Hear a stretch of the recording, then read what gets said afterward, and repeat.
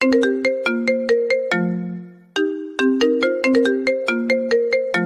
কাছে আসবেন না। দেখুন, আমাকে একদম স্পর্শ করার চেষ্টা করবেন না। আমাকে ছেড়ে দিন প্লিজ। আমাকে কিছু করবেন না।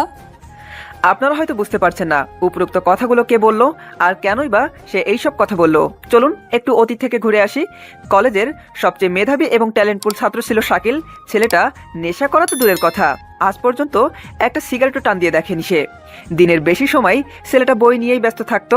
কোনো মেয়ের সাথে কথা বলা তো দূরের কথা, আজ পর্যন্ত কোনো মেয়ের দিকে অন্য দৃষ্টিতেও তাকায়নি সে। বাবার অনেক টাকা থাকা সত্ত্বেও কোনোদিন কারোর সাথে কখনো টাকার অহংকার করেনি। এক কথায় বলতে গেলে কলেজের সবচেয়ে শান্ত এবং ভদ্র ছেলে ছিল শাকিল। ওই যে দূরের মেয়েকে দেখছেন, ওর নাম বৃষ্টি। কলেজের প্রায় সব ছেলের ক্রাশ। আজ পর্যন্ত অনেকগুলো প্রেমের প্রস্তাব পেয়েছে, কিন্তু সেইগুলো কখনো অ্যাকসেপ্ট করেনি সে। একদিন টিফিনের সময় সবাই যখন খেলাধুলা করছিল, শাকিল তখন ক্যাম্পাসের বটগাছের নিচে বসে বই পড়ছিল। এমন সময় বৃষ্টি এসে শাকিলের পাশে বসলো। শাকিল একবার বৃষ্টির দিকে তাকিয়ে আবার পড়া শুরু করলো। কিছু সময় দুইজন নীরব থাকার পর বৃষ্টি বলল, তুমি কলেজের সবচেয়ে ট্যালেন্টফুল ছাত্র, তাই না? ট্যালেন্টফুল ছাত্র কিনা জানি না, তবে ভালো করার চেষ্টা করি। আমরা কি ফ্রেন্ড হতে পারি? মেয়েটার কথা শুনে ছেলেটা মেয়েটার দিকে অবাক দৃষ্টিতে তাকিয়ে রইল। আজ পর্যন্ত কেউ তার সাথে বন্ধুত্ব করতে চায়নি, এই মেয়েটাই প্রথম যে তার সাথে বন্ধুত্ব করতে চেয়েছে। এই যে কি দেখছো, ফ্রেন্ডস? হ্যাঁ, অবশ্যই। তারপর থেকে শুরু হয় তাদের বন্ধুত্ব। প্রথমে আপনি আপনি থেকে শুরু করে তারপর তুমি, তারপরে তুইতে চলে এসেছে। দুজনে একে অপরকে ছাড়া এক মুহূর্তও চলতে পারে না। একে অপরের সঙ্গে দুষ্টুমি করা, একে অপরকে শাসন করাই ছিল তাদের বন্ধুত্ব। এমন ভাবে চলতে থাকে। চলতে চলতে কখন যে শাকিল মেয়েটাকে ভালোবেসে ফেলে নিজেও জানে না, কিন্তু কখনো নিজের মনের কথা মুখ ফুটে বলতে পারেনি, সাহসী পায় না। একদিন ভাবে আজ বৃষ্টিকে তার মনের কথা বলে দিবে। দুজনে সেই বট গাছের নিচে বসে আছে। কিছু সময় নিস্তব্ধ থাকার পর শাকিল বলল, বৃষ্টি, তোমাকে একটা কথা বলবো। কি কথা বলো? আমি তোমাকে ভালোবেসে ফেলেছি। তোমাকে ছাড়া আমি একটা মুহূর্তেও চলতে পারি না। যেখানেই যাই সেখানেই শুধু তোমাকেই। কথাটা শেষ হওয়ার আগেই শাকিলের গালে ঠাস করে একটা থাপ্পড় মারল বৃষ্টি। শাকিল গালে হাত দিয়ে বসে আছে আর ভাবতেছে, আমি আসলেই কাউকে ভালোবাসার যোগ্য না। আমার মতো একটা ছেলেকে কেই বা ভালোবাসবে? এমন সময় বৃষ্টি বলল, এই কথাটা বলতে এত দেরি করলে কেন? আমিও তোমাকে ভালোবাসি। সেই প্রথম যেদিন তোমাকে দেখেছিলাম সেদিনই তোমাকে আমার ভালো লেগে গেছিল। একটা কিস দাও তো। এই না, আমার লজ্জা করে। শাকিল বৃষ্টির কপালে একটা চুমু দিয়ে বৃষ্টিকে তার বুকে জড়িয়ে নিল। এভাবেই পেরিয়ে যেতে থাকলো তাদের সময়। এগোতে থাকলো দিনের পর দিন।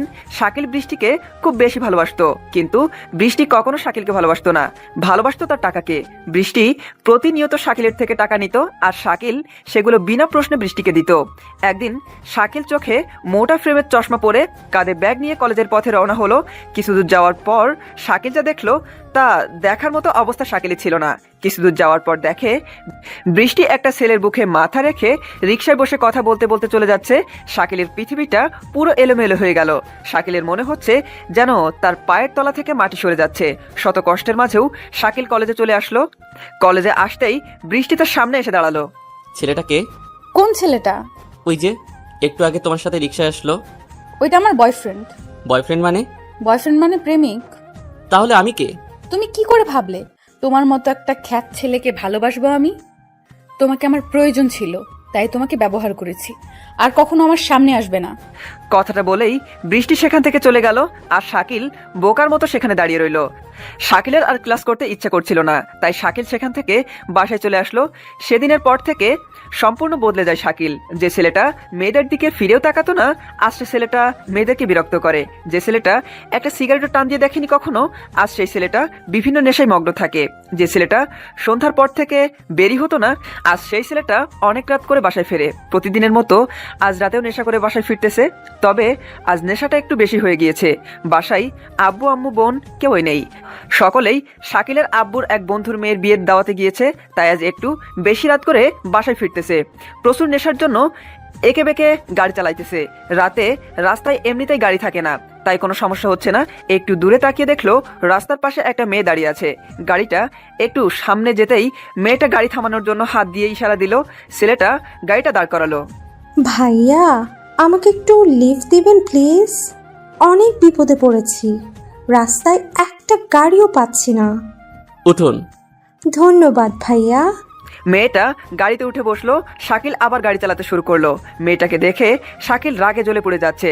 সেদিনের পর থেকে আর কোনো মেয়েকে সহ্য করতে পারে না সে। সেদিন শাকিলের নেশাটা একটু বেশি হয়ে গিয়েছিল, তাই কি করেছে সে নিজেও জানে না। ছেলেটা হাইওয়ে পেরিয়ে একটা জঙ্গলের রাস্তায় ঢুকলো। মেয়েটা ছেলেটাকে জিজ্ঞাসা করলো, ভাইয়া এদিকে কোথায় যাচ্ছেন? আমার বাসা তো উল্টো দিকে। আপনি গাড়ি দাঁড় করান, আমি নেমে যাব। শাকিল গাড়ি থেকে পিস্তলটা বের করে মেয়েটার দিকে ধরে বলল, চুপ করে বস, বেশি কথা বললে পিস্তল দিয়ে মাথা ফুটো করে দিব। প্লিজ আমাকে যেতে দিন বাসায়। আমার মা বাবা আমার জন্য অপেক্ষা করছে। আবার কথা বলে। শাকিল গাড়িটা জঙ্গলের ভিতর একটা পোড়া বাড়িতে নিয়ে দাঁড় করালো। ছেলেটার এমন আচরণ দেখে ভয়ে মেয়েটার গলা শুকিয়ে গেল। ছেলেটা নেমে পিস্তলটা মেয়েটার দিকে ধরে বলল, নাম গাড়ি থেকে। আমার কাছে আসবেন না। দেখুন, আমাকে একদম স্পর্শ করার চেষ্টা করবেন না। আমাকে ছেড়ে দিন প্লিজ। আমাকে কিছু করবেন না। এখানে চেঁচিয়ে লাভ নেই, এখানে কেউ তোর চিৎকার শুনতে পাবে না। মেয়েটা গাড়ি থেকে নামলো। শাকিল মেয়েটাকে নিয়ে পোড়া বাড়ির ভিতরে ঢুকে মেয়েটাকে ঘরের ভিতরে ছুঁড়ে ফেলে দিল। ছেলেটা যত মেয়েটার কাছে এগোতে যাচ্ছে মেয়েটা তত দূরে সরে যাচ্ছে। একসময় মেয়েটার দেয়ালের সাথে পিঠ থেকে গেল। মেয়েটা চিৎকার করে কাঁদছে, তবুও তার কান্না কেউ শুনতে পাচ্ছে না। ছেলেটা মেয়েটার একদম কাছে চলে আসলো। মেয়েটা জানে এখন আর তার বাঁচার কোনো পথ নেই। মেয়েটা দুই চোখ বন্ধ করে নীরবে দু চোখের অশ্রু ফেলছে। ছেলেটা মেয়েটার সামনে এসে মেয়েটার ওড়না ছুঁড়ে মাটিতে ফেলে দিল। তারপর ছেলেটা মেয়েটাকে ধর্ষণ করলো। মেয়েটা চিৎকার করে কাঁদছে, কিন্তু তার আর্তনাদ শোনার মতো এখানে কেউ নেই, কারণ এই জঙ্গলে আশেপাশে কেউ থাকে না। এখানে শুধু থাকে বন্য পশু পাখি, যারা কখনো মানুষের ডাকে সাড়া দিতে পারে না। ছেলেটা ধর্ষণ করার পর মেয়েটার জামা কাপড় মেয়েটার দিকে ছুঁড়ে মারলো। মেয়েটা কাপড় জড়িয়ে ধরে আরো উচ্চ জোরে কাঁদা শুরু করে দিল। ছেলেটা করুণ সুরে বলল, কাপড়টা পরে নে। দেখ, কান্নাকাটি আমার একদম ভালো লাগে না। চুপ করে কাপড়টা পরে নিয়ে আমার পিছন পিছন আয়। মেয়েটা কাপড় চোপড় নিয়ে ছেলেটার সাথে পোড়া বাড়ি থেকে বেরিয়ে এসে গাড়িতে বসলো। ছেলেটা গাড়ি স্টার্ট করে জঙ্গলের রাস্তা পেরিয়ে আবার হাইওয়েতে উঠলো। মেয়েটা জানালা দিয়ে বাহিরে তাকিয়ে আছে আর নীরবে দুই চোখের অশ্রু ফেলছে। মেয়েটার শুধু বারবার মনে হচ্ছে চলন্ত গাড়ি থেকে নেমে আত্মহত্যা করতে, কিন্তু নিজের পরিবারের সবার মুখটা চোখের সামনে ভেসে ওঠার কারণে তাও পারতেছে না। কিছু দূর যাওয়ার পর একটু দূরে হাইওয়ে পুলিশ সব গাড়ি চেক করতেছে। শাকিল গাড়ি থেকে অজ্ঞান করার ওষুধটা বের করে সেই ওষুধটা রোমালে মিশিয়ে মেয়েটার মুখের সামনে ধরলো। মেয়েটার মুখের সামনে ধরতেই মেয়েটা নিমিষে অজ্ঞান হয়ে গেল। এমন সময় হাইওয়ে পুলিশ গাড়ি থামানোর জন্য সিগন্যাল দিল। শাকিল গাড়িটা দাঁড় করাতেই হাইওয়ে পুলিশ বলল, কোথায় যাচ্ছেন? স্যার বাসায়। আপনার বাসা কোথায়? স্যার সামনেই। এই মেয়েটাকে? স্যার আমার বউ। উনি এইভাবে শুয়েছেন কেন? অনেক পথ জার্নি করে এসেছে তো, তাই হয়তো ঘুমিয়ে পড়েছে। ঠিক আছে যান, তবে এরকম বেশি রাত করে রাস্তায় বেরোবেন না, কেমন? আচ্ছা। শাকিল আবার চালাতে শুরু করলো। কিছু পথ অতিক্রম করার পর গাড়িটা শাকিলের বাসার সামনে এসে দাঁড় করালো। মেয়েটা এখনো অজ্ঞান হয়ে পড়ে আছে। শাকিল মেয়েটাকে গাড়ি থেকে নামিয়ে কোলে তুলে নিয়ে হাঁটতে শুরু করলো। রুমের সামনে এসে চাবি দিয়ে রুমের দরজা খুলে মেয়েটাকে খাটের উপরে শুইয়ে বারান্দার কাছে এসে একটা সিগারেট ধরালো। সিগারেটের ধোঁয়া উঠছে আর নিজের কষ্টগুলোকে সিগারেটের ধোঁয়ার সাথে বাষ্প করে উড়িয়ে দিচ্ছে। একটা সিগারেট শেষ হওয়ার পর আর একটা, এরকম মোট 5টা সিগারেট শেষ করলো। তারপর বারান্দা থেকে মেয়েটার কাছে আসলো। মেয়েটার কাছে এসে দেখলো মেয়েটা এখনো অজ্ঞান হয়ে আছে। শাকিল টেবিলের উপর থেকে গ্লাসের পানি ঢেলে মেয়েটার মুখে ছিটিয়ে দিল। মেয়েটার জ্ঞান ফিরে আসলো। জ্ঞান ফিরতে মেয়েটা বলল, আমি এখানে কেন? আমাকে ছেড়ে দিন প্লিজ। আমার সাথে আর কিছু করবেন না। আমাকে ছেড়ে দিন প্লিজ, আমাকে ছেড়ে দিন। ওই চুপ, একদম কাঁদবি না বলছি। আমাকে বাসায় যেতে দিন। বল কোথায় তোর বাসা, আমি পৌঁছে দেব। না, আপনাকে পৌঁছে দিতে হবে না। আপনি শুধু আমাকে এখান থেকে যেতে দিন প্লিজ। মেয়েটা ওর বাসার ঠিকানা বলল। শাকিল মেয়েটাকে নিয়ে গাড়ির সামনে গিয়ে বসলো। গাড়ি তার নিজের গতিতে চলতেছে। মেয়েটা শুধু নীরব হয়ে বাইরে তাকিয়ে আছে। তার প্রচুর চিৎকার করে কাঁদতে ইচ্ছা করতেছে, কিন্তু পারতেছে না। দেখতে দেখতে মেয়েটার বাসা চলে আসলো।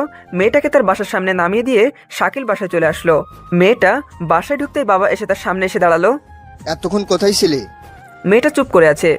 কি হলো, কথা বলতিস না কেন? বাসায় আসতে এত রাত হলো কেন? আসলে আব্বু নীলার পার্টিটা একটু বেশি সময় ধরে হয়েছে। এরপর থেকে আর কখনো রাতে কোথাও যাবি না, যা রুমে যা। মেয়েটা রুমে চলে গেল। রুমে গিয়ে দরজা আটকে দিয়ে চিৎকার করে কাঁদতে শুরু করলো। রুমটা সাউন্ডপ্রুফ, তাই ভেতরের কান্নার আওয়াজ বাইরে আসছে না। এমন সময় কারো দরজার আঘাত করার আওয়াজ শোনা গেল। দরজায় আঘাত করার শব্দ শুনে মেয়েটা চমকে উঠল। দ্বিতীয়বার দরজায় আঘাত করতেই মেয়েটা নিজের 2 চোখের অশ্রু মুছে নিয়ে দরজা খুলে দিল। দরজাটা খুলতেই সামনে তাকিয়ে দেখে তার মা দাঁড়িয়ে আছে। মেয়েটা আবার তার মাকে জড়িয়ে ধরে চিৎকার করে কাঁদতে শুরু করলো। কি রে লামিয়া, কাঁদছিস কেন? কি হয়েছে বল আমাকে। আব্বু বকা দিয়েছে দেখে কাঁদছিস, তাই না? কাঁদিস না, তোর আব্বু তোকে অনেক ভালোবাসে, তোর ভালোর জন্য এসব কথা বলেছে। আর শোন, এরপর থেকে আর এত রাত করবি না। ঘরের মেয়ে এত রাত করে বাইরে থাকলে লোকে কি বলবে? আর কাঁদিস না, তুই খুব ক্লান্ত, আমি চলে যাচ্ছি। তুই রুমের দরজা আটকে ঘুমিয়ে পড়, কেমন? কথাটা বলেই লামিয়ার মা রুম থেকে বেরিয়ে গেল। লামিয়া রুমের দরজাটা আটকে শাওয়ার নিতে চলে গেল। শাওয়ার নিয়ে এসে বিছানায় শুয়ে পড়ল। চোখটা বন্ধ করতেই চোখের সামনে সেই ধর্ষণের দৃশ্য এইগুলোই ভেসে উঠেছে। কিছুতেই ঘুমাতে পারতেছে না লামিয়া। অন্যদিকে শাকিল বাসার ছাদে একা একা বসে সিগারেটের ধোঁয়া বাষ্প করে ওড়াচ্ছে আর ওই দূর আকাশের চাঁদটার দিকে তাকিয়ে আছে। ছেলেটা মনে মনে ভাবতেছে, আজ আমার নেশার জন্য একটা নিরীহ মেয়ের জীবন এভাবে নষ্ট হয়ে গেল। অন্য একটা মেয়ের জন্য একটা নিষ্পাপ মেয়ের জীবন নষ্ট করা কি ঠিক হলো? একদম নয়। জানি না মেয়েটা আমাকে কখনো কোন অবস্থায় ক্ষমা করবে কিনা, তবুও মেয়েটার জীবন এভাবে শেষ হতে দেব না। মেয়েটা ধর্ষিতা জেনে কোনো ছেলেই তাকে বিবাহ করতে রাজি হবে না।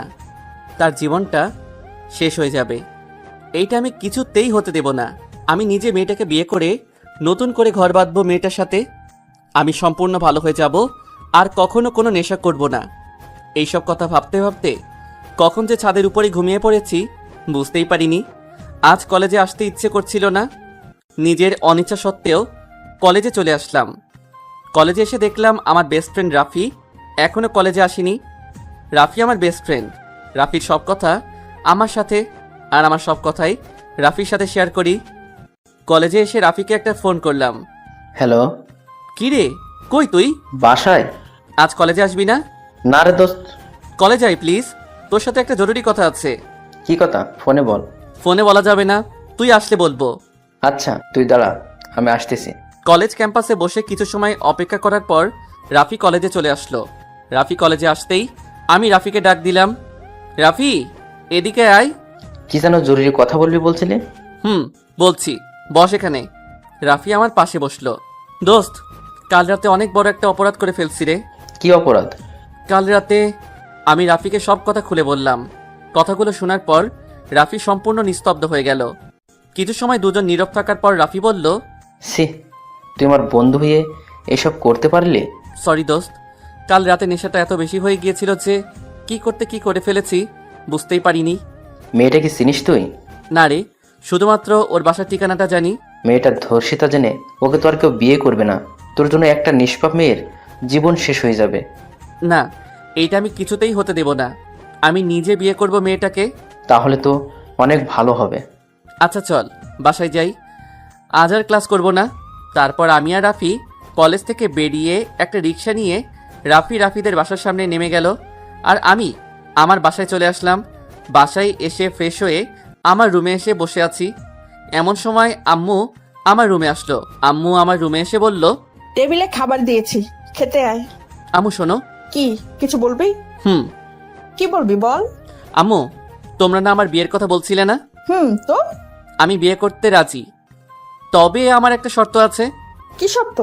আমার একটা মেয়েকে খুব পছন্দ হয়েছে, আমি তাকেই বিয়ে করতে চাই। তাই নাকি? কে সে? নাম কি? কোথায় থাকে? নাম তো জানি না, তবে বাসার ঠিকানাটা জানি। আচ্ছা তুই খেতে আয়, আমি তোর আব্বুকে বলে দেখি। তারপর আম্মু আমার রুম থেকে চলে গেল। কিছু সময় পর আমিও খেতে চলে আসলাম। এসে দেখি সবাই খেতে বসে গিয়েছে। আমি টেবিলে গিয়ে বসতেই আম্মু আমার জন্য প্লেটে খাবার বেড়ে দিল। খাওয়ার সময় আম্মুকে চোখ দিয়ে ইশারা দিলাম কথাটা আব্বুকে বলার জন্য। কিছু সময় পর আম্মু বলল, যদি রাগ না করো তবে তোমাকে একটা কথা বলবো। কি কথা বলো? তোমার ছেলের একটা মেয়েকে খুব পছন্দ হয়েছে, ও তাকেই বিয়ে করতে চায়। তাই নাকি ভাইয়া? নাম কি তার? কোথায় থাকে? চুপ করো। ওর জন্য আমি আমার বন্ধুর মেয়েকে পছন্দ করে রেখেছি। আমার পছন্দ করা পাত্রীকেই ওকে বিয়ে করতে হবে। কিন্তু আব্বু। কিন্তু নয়, আমি আমার বন্ধুকে কথা দিয়েছি, আমি আমার কথা ফিরিয়ে নিতে পারবো না। আমার পছন্দ করা পাত্রীকেই তোমাকে বিয়ে করতে হবে, ব্যাস। আমার জন্য মেয়েটার জীবন কি এভাবে শেষ হয়ে যাবে? আমার এই পাপটা কি সারা জীবন এভাবে আমাকে কুড়ে কুড়ে খাবে? সারা জীবন কি মেয়েটার কাছে অপরাধী হয়ে থাকবো? আজ যদি মেয়েটাকে আমি বিয়ে না করতে পারি, তাহলে তো আমি কখনোই নিজেকে ক্ষমা করতে পারবো না। রাগের বশে প্লেটটা নিচে ছুঁড়ে ফেলে দিয়ে সেখান থেকে রুমে চলে আসলাম। রুমে এসে পকেট থেকে সিগারেটের প্যাকেটটা বের করে একটা সিগারেট ধরালাম। সিগারেটটা ধরিয়ে খুব দ্রুততার সাথে টানতে শুরু করলাম। নিজের শরীরের ভিতর থাকা কষ্টগুলোকে পুড়িয়ে ফেলছি, আর সিগারেটের ধোঁয়ার সাথে সেগুলো বাষ্প করে উড়িয়ে দিচ্ছি। হঠাৎ আম্মু আমার রুমে চলে আসলো। এসেই আমার গালে একটা বসিয়ে দিল। আমি মাথা নিচু করে বসে আছি। তুই আবার সিগারেট খাচ্ছিস? কতদিন না বলেছি এইসব কিছু খাবি না। একটা মেয়ের জন্য কেন নিজের জীবন এভাবে শেষ করছিস? তোর আব্বুকে তো চিনিসই, উনি একবার যা বলে তাই করে। তুই তোর আব্বু পছন্দ করা মেয়েকে বিয়ে কর, তোর আব্বু কখনো তোর খারাপ চাইবে না। উফ আম্মু, তুমি আমার রুম থেকে যাও তো, আমাকে একটু একা থাকতে দাও। যাচ্ছি, তবে কথাটা ভেবে দেখিস। আম্মু রুম থেকে চলে গেল। আমার খুব ক্লান্ত লাগছে, তাই ঘুমানোর জন্য বিছানায় শুয়ে পড়লাম, কিন্তু কিছুতেই ঘুমাতে পারছি না। চোখটা বন্ধ করলেই সেই মেয়েটার অসহায় মুখটা ভেসে উঠছে। আজ সারাদিনে লামিয়া একবারও বাসা থেকে বের হয়নি। কিভাবেই বা বের হবে সে? তার এই ধর্ষিতা মুখ কাকে দেখাবে? কেউ বা তার অসহায়ত্বটা বুঝবে? সে যে এখন ধর্ষিতাকে সমাজের কেউই পছন্দ করে না। আমরা সবাই তাদের ঘৃণা করি। একজন মেয়ে কি কখনো নিজের ইচ্ছে ধর্ষিতা হয়? কখনোই নয়। একজন নিরীহ মেয়েকে ধর্ষণটা কিন্তু আমরা সমাজের মানুষরাই করে থাকি, অথচ আমরাই তাদের খারাপ দৃষ্টিতে দেখি। কালকে রাতের পর থেকে লামিয়া সম্পূর্ণ নিস্তব্ধ হয়ে গিয়েছে। লামিয়া আর কারোর সাথে তেমন কথা বলে না। তার জীবন থেকে যেন হাসি মুখটাই সম্পূর্ণ হারিয়ে গিয়েছে। দিনের বেশি সময় সে রুমের ভিতরেই নিস্তব্ধ হয়ে বসে থাকে। একদিন লামিয়া তার রুমে বসে আছে, এমন সময় লামিয়ার বাবা তার রুমে এসে বসলো। লামিয়া, তোকে একটা কথা বলার জন্য আমি এখানে এসেছি। কি কথা আব্বু, বলো। আমি তোর বিয়ের জন্য পাত্র ঠিক করেছি। বিয়ের কথা শুনেই লামিয়ার শরীরটা কেঁপে উঠল। বিয়ে? হ্যাঁ, বিয়ে। কিন্তু আব্বু, আমি তো এখন বিয়ে করব না। কেন? আমি আরো পড়াশোনা করতে চাই, পড়াশোনা করে নিজের পায়ে দাঁড়াতে চাই। তুই পড়াশোনা করবি, কর, তোকে বাধা দিচ্ছে কে? ওদের সাথে আমার কথা হয়েছে, ওরা তোকে বিয়ের পরও পড়াবে। কিন্তু আব্বু, তবুও আমি এখন বিয়ে করব না। কিন্তু কেন? আমি এখন বিয়ে করতে চাই না। মেয়েটা কিভাবেই বা তার বাবাকে বোঝাবে যে সে ধর্ষিতা? তাই সে বিয়েটা করতে রাজি হচ্ছে না। আমি ওদেরকে কথা দিয়েছি, ওরা কালকে তোকে দেখতে আসবে। এর মাঝে কোনো ঝামেলা হোক তা কিন্তু আমি চাই না, কথাটা মনে থাকে যেন। কথাটা বলেই লামিয়ার বাবা রুম থেকে বেরিয়ে গেল। লামিয়া থ হয়ে বসে পড়ল। দেখতে দেখতে তার দু চোখে পানি চলে এসেছে। তার এই জীবন আর সহ্য হইতেছে না। মনে হচ্ছে এই স্বার্থপর পৃথিবী ছেড়ে অজানা একটা দেশে চলে যেতে, যেখানে কোনো যৌন ক্ষুধা থাকবে না, থাকবে না এদের মতো মানুষরূপী পশুরা যারা মেয়ে দেখলে ঝাঁপিয়ে পড়ে তাদের এই দেহটাকে ভোগ করার জন্য। লামিয়া উচ্চস্বরে কাঁদছে, কিন্তু কেউ তার কান্না শুনতে পারছে না। সবাই শুধু মানুষের বাহিরটাই দেখে, কিন্তু কেউ কখনো কোনো মানুষের ভেতরটা দেখে না। আজ নিজের অনিচ্ছা সত্ত্বেও শাকিল তার বিয়ের জন্য পাত্রী দেখতে যাচ্ছে। আজ শাকিলের মুখে একটুও হাসি নেই। হাসি থাকবেই বা কি করে? সে যে এখন ধর্ষক। একটা মেয়ের জীবন সম্পূর্ণ নষ্ট করে ফেলেছে সে। চোখের সামনে শুধু সেই মেয়েটার মুখটাই ভেসে উঠছে। ইচ্ছে করছে গাড়ি থেকে লাফ দিয়ে নেমে ওই মেয়েটার কাছে ছুটে যেতে, কিন্তু নিজের বাবার মান সম্মানের কথা ভেবে সেটাও পারছে না। দেখতে দেখতে হঠাৎ করে গাড়িটা লামিয়াদের বাসার সামনে দাঁড় করালো। শাকিল তো পুরোই টাসকি খেয়ে গেল। আব্বু গাড়িটা এখানে দাঁড় করালো কেন? তবে কি লামিয়া আব্বুকে সব কথা বলে দিয়েছে? আল্লাহ বাঁচাও আমারে, জানি না এখন আমার কি হয়। আমি আব্বুকে বললাম, আব্বু গাড়িটা এখানে দাঁড় করালে কেন? এটাই তো আমার বন্ধুর বাসা। লামিয়ার ছোট বোনের সাথে আমার বিয়ে নাকি? যদি তাই হয় তবে তো আমি পুরাই বাস খেয়ে যাব। কি রে ভাইয়া, তুই কি গাড়ি থেকে নামবি না নাকি? নামছি তো। তারপর গাড়ি থেকে নেমে বাসার ভিতরে ঢুকলাম। আমাদের সকলকে একটা রুমে বসতে দিয়ে সকলকে খাওয়ার জন্য শরবত দেওয়া হলো। আমি শরবতটা মুখে দেব এমন সময় মাথায় ইয়া বড় একটা ঘোমটা দিয়ে বউকে নিয়ে আসা হলো। লামিয়া কই? লামিয়াকে তো দেখতেছি না। লামিয়ার কথা ভাবতেই মনটা খারাপ হয়ে গেল। জানি না মেয়েটা কখনো আমাকে ক্ষমা করবে কিনা। সকলের কথায় মেয়েটার মাথার ঘোমটাটা খুলে দেওয়া হলো। ঘোমটাটা খুলতেই আমি থ হয়ে গেলাম। মেয়েটাকে দেখেই বড় একটা ঝাটকা খেলাম। আমার হাত থেকে শরবতের গ্লাসটা নিচে পড়ে গিয়ে ভেঙে চুরমার হয়ে গেল। আরে এইটা আমি কি দেখছি? এটা তো লামিয়া। তার মানে লামিয়ার সাথে আমার বিয়ের কথা চলছিল। যাক, একদিক থেকে ভালোই হবে, আমি নিজের পাপের প্রায়শ্চিত্তটা করার একটা সুযোগ পেয়ে গেলাম। লামিয়ার দিকে লক্ষ্য করলাম। আমাকে দেখে লামিয়া রাগে লাল হয়ে গেল। মনে হচ্ছে যেন আমাকে কাছে পেলে সম্পূর্ণ চিবিয়ে খেয়ে ফেলতো।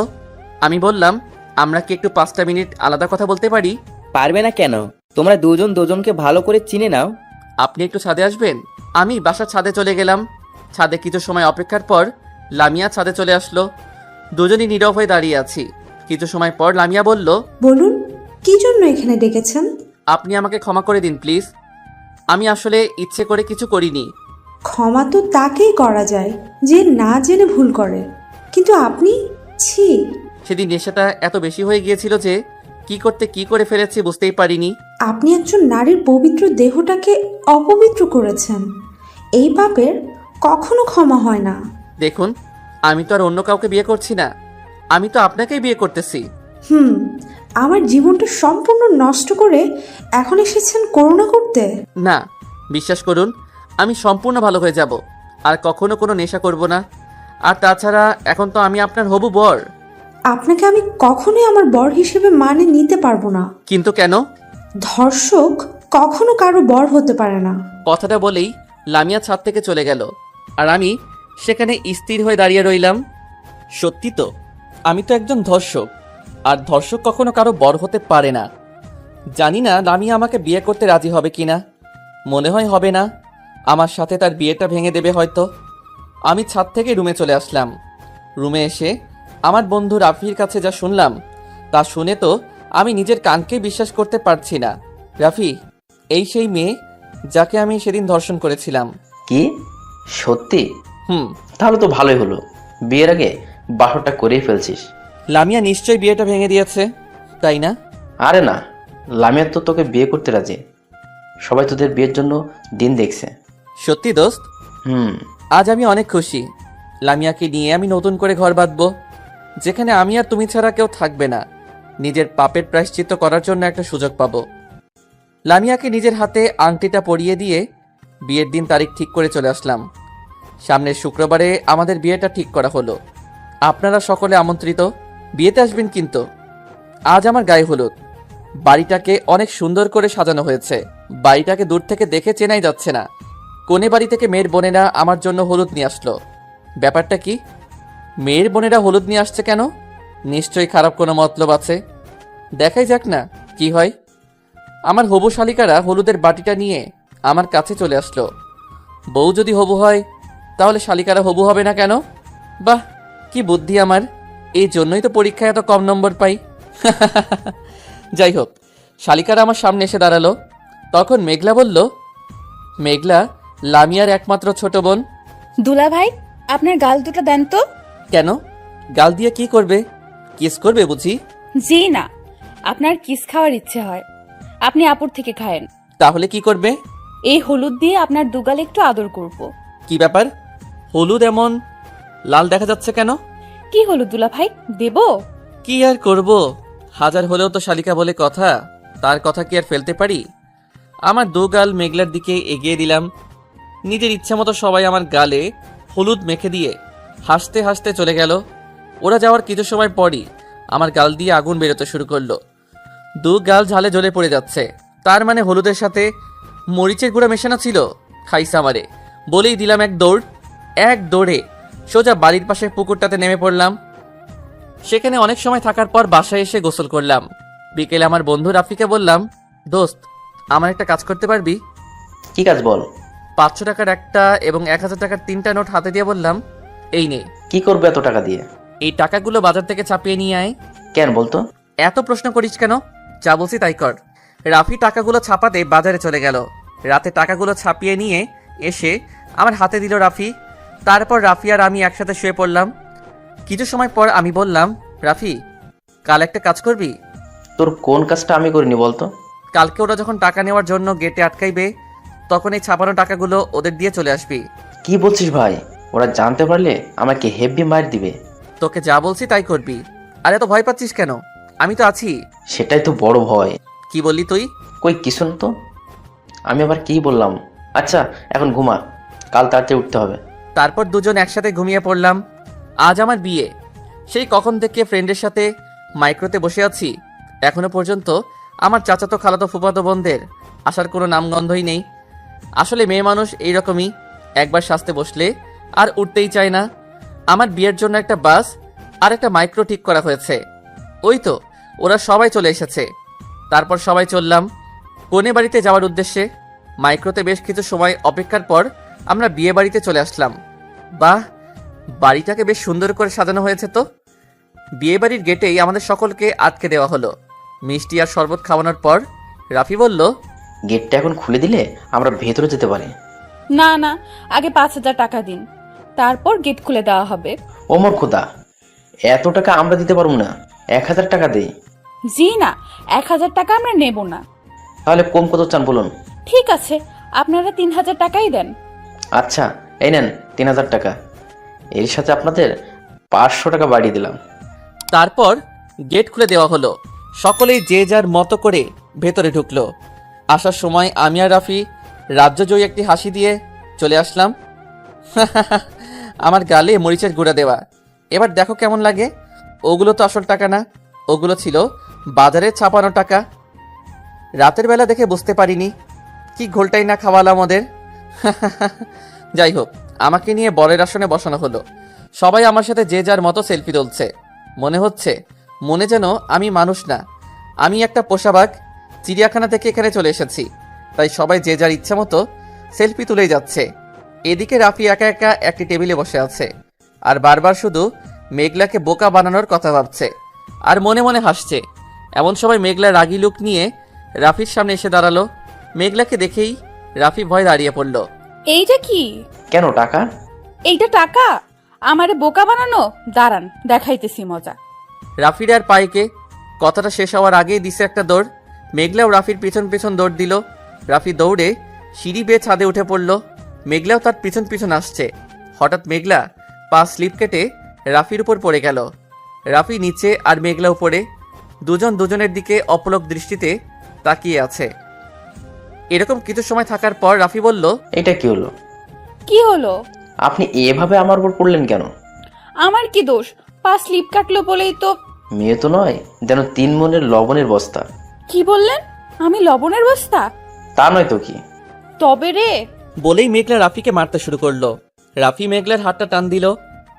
হাতটা টান দিতেই মেঘলার ঠোঁটে সে রাফির ঠোঁটের উপর পড়ল। দুজনেই নীরব হয়ে আছে। কিছু সময় পর মেঘলা রাফির উপর থেকে উঠে মিষ্টি মিষ্টি হাসতে হাসতে চলে গেল। রাফি মেঘলার দিকে অপলক দৃষ্টিতে তাকিয়ে আছে আর ওর চলে যাওয়া দেখছে। মেঘলা চলে যাওয়ার পর রাফি তার পকেটে হাত দিতেই হা হয়ে গেল।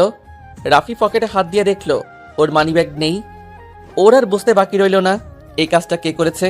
তাই তো বলি, মেয়েটা যাওয়ার সময় এমন মিষ্টি হাসি দিয়ে চলে গেল কেন? ওই শালা শাকিলের জন্য আমার মানিব্যাগে থাকা 5,000 টাকা হারিয়ে গেল।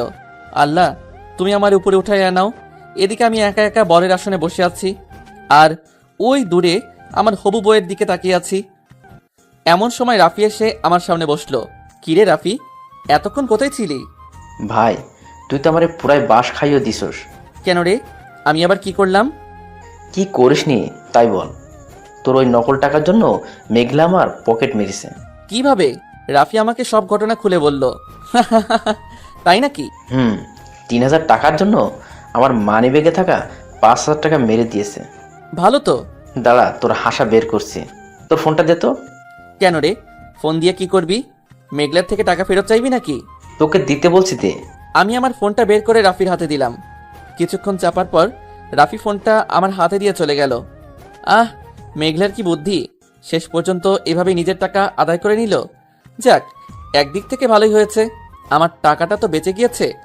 যা গিয়েছে সব রাফির গিয়েছে।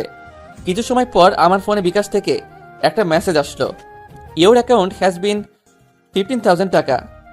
হাই হাই, আমার বিকাশে আর মাত্র 15,000 টাকা আছে। কেন? কালকে তো দেখলাম 20,000 টাকা।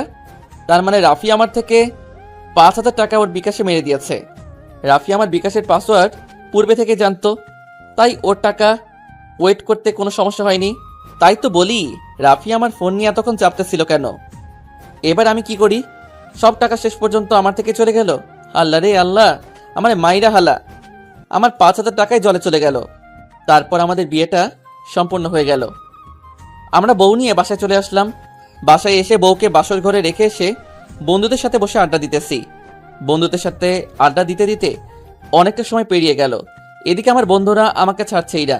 বাসর ঘরে কখন থেকে বউ আমার জন্য অপেক্ষা করছে, আর এরা তো বুঝতেই চাচ্ছে না। আমি আমার বন্ধুদের বললাম, দোস্ত তোরা থাক, আমাকে এখন রুমে যেতে হবে। কেন রে, এত তাড়া কেন? বাসর ঘরে তোদের ভাবি আমার জন্য অপেক্ষা করছে। ভাবির কাছ থেকে আর দূরে থাকতে মন চাইতেছে না, না? আচ্ছা যা, তবে বাসর ঘরে বিড়ালটা ঠিক মতো মারিস। তারপর আমি আমার বন্ধুদের কাছে থেকে আমার রুমে চলে আসলাম। রুমের দরজার সামনে দাঁড়াতেই চোখ পড়লো আমার চাচাতো মামাতো খালাতো বোনদের উপর। দেখি ওরা লামিয়ার সাথে বসে আড্ডা দিচ্ছে। আমি রুমের ভিতরে ঢুকতেই ওরা সকলেই রুম থেকে বেরিয়ে আসলো। বেরিয়ে আসার সময় আমার মামাতো বোন মায়া বলল, তোর সাথে এখানে আমি থাকতাম, কিন্তু কিছু স্বপ্ন স্বপ্নই থেকে যায়, তা কখনো বাস্তবে রূপ নিতে পারে না। ভালো থাকিস তোরা, লামিয়ারে কখনো কষ্ট দিস না। কথাটা বলেই মায়া রুম থেকে বেরিয়ে গেল। তখন আমার খালাতো বোন তানজিলা বলল, ভাইয়া বিড়ালটা একটু জোরে মারিস কিন্তু। বলেই সবাই হাসতে হাসতে বেরিয়ে গেল। আমি রুমের দরজা আটকে দিয়ে লামিয়ার সামনে গিয়ে দাঁড়ালাম। লামিয়ার সামনে গিয়ে দাঁড়িয়ে ওর ওই গোলাপি ঠোঁট দুইটার দিকে তাকালাম। ওর ঠোঁট দুইটার দিকে তাকিয়ে নিজেকে আর সামনে রাখতে পারলাম না। আমি লামিয়ার দিকে হাত বাড়াতেই লামিয়া বলল, আমাকে একদম স্পর্শ করার চেষ্টা করবেন না। কিন্তু কেন? আমি তো এখন তোমার স্বামী। ধর্ষক কখনো কারো স্বামী হতে পারে না। তাহলে আমাকে বিয়ে করেছো কেন? আপনার পাপের শাস্তি দেওয়ার জন্য। আপনি কখনো আমার থেকে স্ত্রীর অধিকার পাবেন না। লামিয়া তো সত্যি কথাই বলেছে। আমি তো একজন ধর্ষক, আর ধর্ষকের কখনো কারো স্বামী হওয়ার কোনো অধিকার নেই। ধর্ষকরা হলো সমাজের সবচেয়ে নিকৃষ্ট ব্যক্তি, যাদের সমাজের কেউই পছন্দ করে না। আমি মাথা নিচু করে ঘুমানোর জন্য বিছানার দিকে পা বাড়ালাম। তখন লামিয়া বলল, আমি আপনার সাথে এক বিছানায় ঘুমাতে পারবো না। তাহলে এখন কি করব? আপনি নিচে ঘুমাবেন নাকি আমি নিচে ঘুমাবো? আপনাকে নিচে ঘুমাতে হবে না, আমি নিচে ঘুমাইতেছি। কথাটা বলেই আমি একটা চাদর আর একটা বালিশ নিয়ে নিচে বিছানা করে শুয়ে পড়লাম। একে তো শীতের রাত, তার উপর নিচে শুয়ে আছি। বুঝতেই তো পারছেন এখন আমি কি অবস্থায় আছি। এরকম করে থাকতে থাকতে কখন যে ঘুমিয়ে পড়েছি বুঝতেই পারিনি। সকালে ঘুম থেকে উঠে দেখি আমার উপর একটা কাঁথা আর একটা কম্বল জড়ানো। কি ব্যাপার, এই কাঁথা আর কম্বল কোথায় থেকে আসলো? এমন সময় লামিয়া আমার রুমে আসলো। রাতে শীতে আপনি শিউরে উঠেছিলেন, তাই ওগুলো আমি আপনার উপর দিয়েছি। লামিয়াকে দেখতে এখন অনেক সুন্দর লাগছে। ওর এই এলোমেলো চুলগুলোতে হাত বুলিয়ে দিতে খুব ইচ্ছে করছে, কিন্তু কি বা করব, ইচ্ছা থাকলে উপায় নেই। আমি অপলক দৃষ্টিতে লামিয়ার দিকে তাকিয়ে আছি। তখন লামিয়া বলল, এমন করে কি দেখছেন? তাড়াতাড়ি উঠে ফ্রেশ হয়ে খেতে আসেন। তুমি যাও, আমি আসতেছি। লামিয়া রুম থেকে বেরিয়ে যাচ্ছে। হঠাৎ করে লামিয়া পা স্লিপ কেটে মাটিতে পড়ে গেল। আমি লামিয়ার সামনে গিয়ে ওকে ওঠানোর জন্য আমার হাত বাড়িয়ে দিলাম। আমাকে আপনি স্পর্শ করবেন না, আমি একাই উঠতে পারবো। দেখো, সবসময় এমন জেদ করা ভালো না। কোনটা ভালো আর কোনটা খারাপ তা আমার একজন ধর্ষকের কাছ থেকে শিখতে হবে না। লামিয়ার কথাটা শুনেই বুকের ভেতরটা কেঁপে উঠল। আমি সেখান থেকে রুমে চলে আসলাম। লামিয়া আস্তে আস্তে উঠে পায়ে আঘাত নিয়ে খাবার রুমে চলে গেল।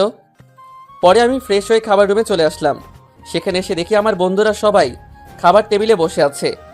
আমি গিয়ে বসতেই লামিয়া সকলের জন্য টেবিলে খাবার বেড়ে দিল।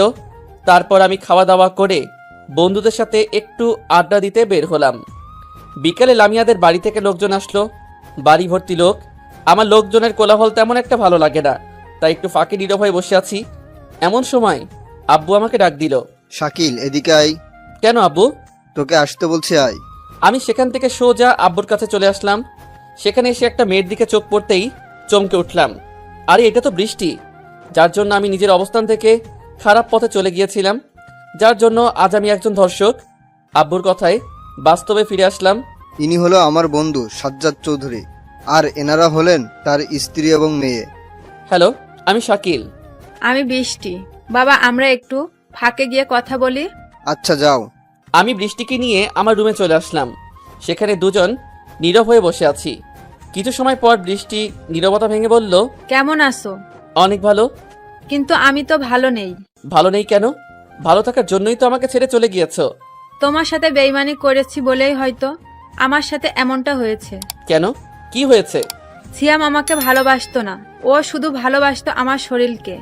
ওর সাথে তোমার আর কোনো কথা হয় না? না, তুমি চলে যাওয়ার কিছুদিন পরে ও আমাকে ছেড়ে চলে গিয়েছে। তোমার ফোন নাম্বারটা দাও তো। কেন? আমার ফোন নাম্বার দিয়ে তুমি কি করবে? জীবন সঙ্গিনী হয়ে তো থাকতে পারলাম না, তাই ফ্রেন্ড হয়েই না হয় সারা জীবন তোমার পাশে থাকবো। আচ্ছা নাও, 01740। ধন্যবাদ। কথাটা শেষ না হতেই দরজার সামনে তাকাতেই আমার চোখ আটকে পড়লো। দরজার সামনে তাকিয়ে দেখি লামিয়া আমার দিকে রাগী লুক নিয়ে তাকিয়ে আছে। আমি উঠে দাঁড়াতেই লামিয়া দরজার সামনে থেকে চলে গেল। আমি লামিয়ার পিছন পিছন হাঁটতে শুরু করলাম। লামিয়া দাঁড়াও, যেও না, আমার কথাটা শোনো। লামিয়া হেঁটেই চলেছে। লামিয়া দাঁড়াও প্লিজ। তবুও লামিয়া থামছে না। দেখতে দেখতে লামিয়া ছাদে চলে আসলো। আমি দৌড়ে পেছন থেকে লামিয়ার হাতটা টেনে ধরলাম। হাতটা ধরতেই লামিয়া দাঁড়িয়ে পড়ল। লামিয়ার চোখের দিকে তাকাতেই দেখলাম ওর দু চোখ দিয়ে অশ্রু ঝরে পড়ছে। আমার হাত ছাড়েন। তুই আমার কথাটা শোনো। আমি কোনো কথা শুনতে চাই না, আপনি আমার হাত ছাড়েন বলছি। না, ছাড়বো না। আগে তোমাকে আমার কথাগুলো শুনতে হবে। আমি আপনার কোনো কথাই শুনতে চাই না। না, তোমাকে শুনতেই হবে আমার কথা। এই মেয়েটাকে জানো? এই সেই মেয়ে যার জন্য আজ আমি একজন ধর্ষক। মানে? আমি লামিয়াকে সব কথা খুলে বললাম। কথাগুলো শুনে লামিয়া একদম নিস্তব্ধ হয়ে গেল। দুজনেই নীরব হয়ে দূরের ওই নীল আকাশটার দিকে তাকিয়ে আছি। এমন সময় কোন এক মেয়ের কণ্ঠে পিছনে ফিরে তাকালাম।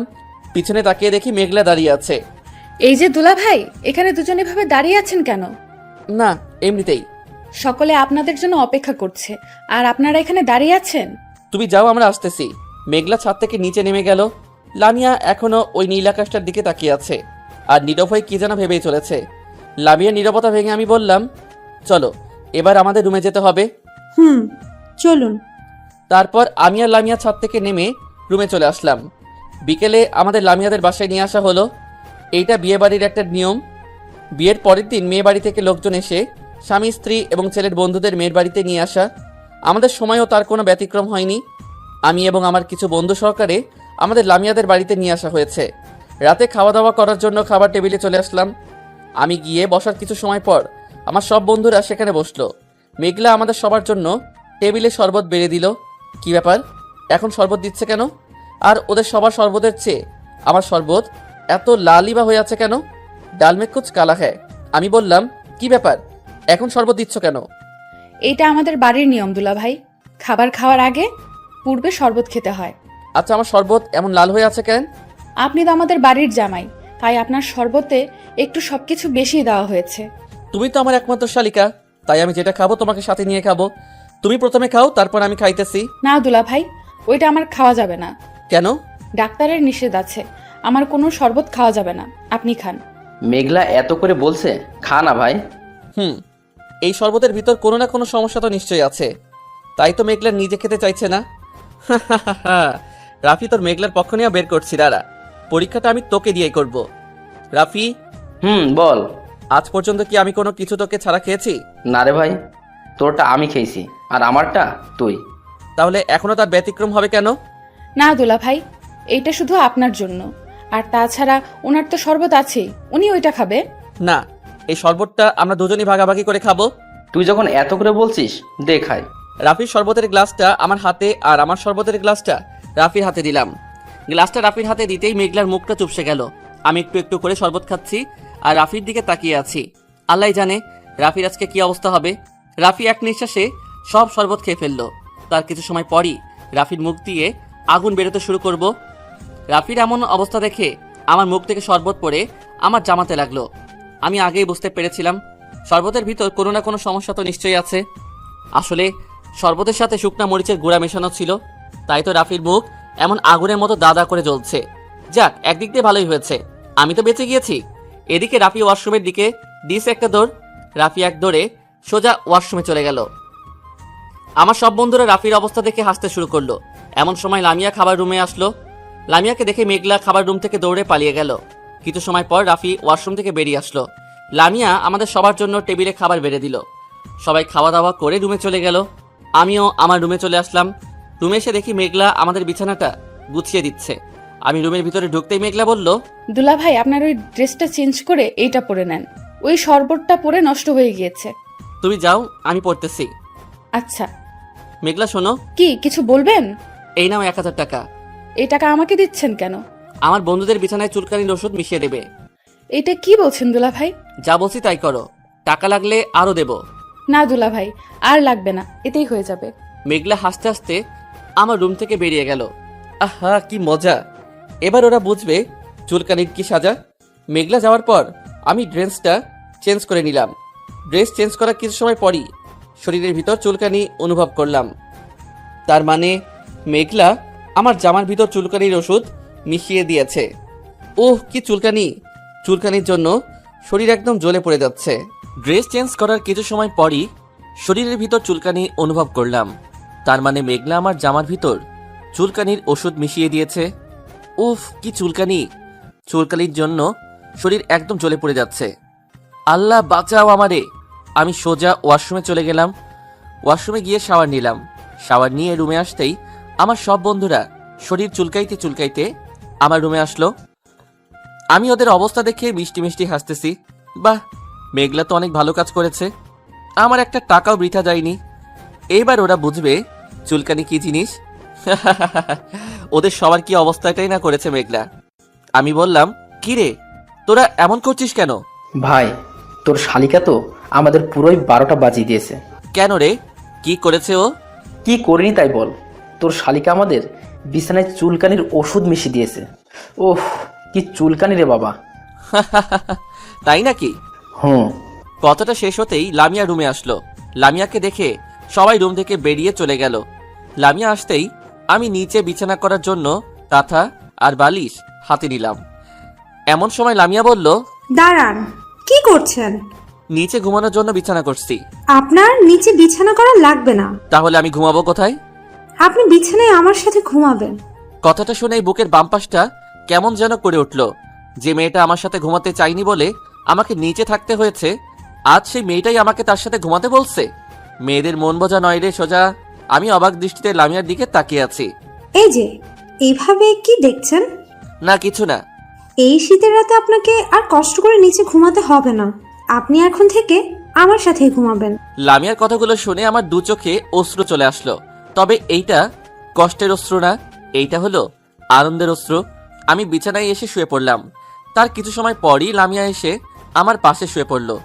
মানুষ বড়ই অদ্ভুত, কখন যে কে কার আপন হয় আর কখন যে কে কার পর হয়ে ওঠে তা বোঝা বড় কঠিন। দেখতে দেখতে লামিয়া ঘুমিয়ে পড়ল। আমি অপলক দৃষ্টিতে তাকিয়ে আছি লামিয়ার দিকে। ঘুমের ঘোরে লামিয়ার ওই মায়াবী মুখটা দেখতে অনেক সুন্দর লাগছে। লামিয়ার মুখের দিকে তাকিয়ে থাকতে থাকতে কখন যে ঘুমিয়ে পড়েছি বুঝতেই পারিনি। সকালে সূর্যের রশ্মি চোখে পড়ায় ঘুমটা ভেঙে গেল। ঘুমটা ভাঙতেই আমার পাশে তাকিয়ে দেখি লামিয়া আমার পাশে নেই। এদিক ওদিক তাকিয়ে দেখি লামিয়া রুমের ভিতরে নেই। কি ব্যাপার, লামিয়া এত সকালে কোথায় গেল?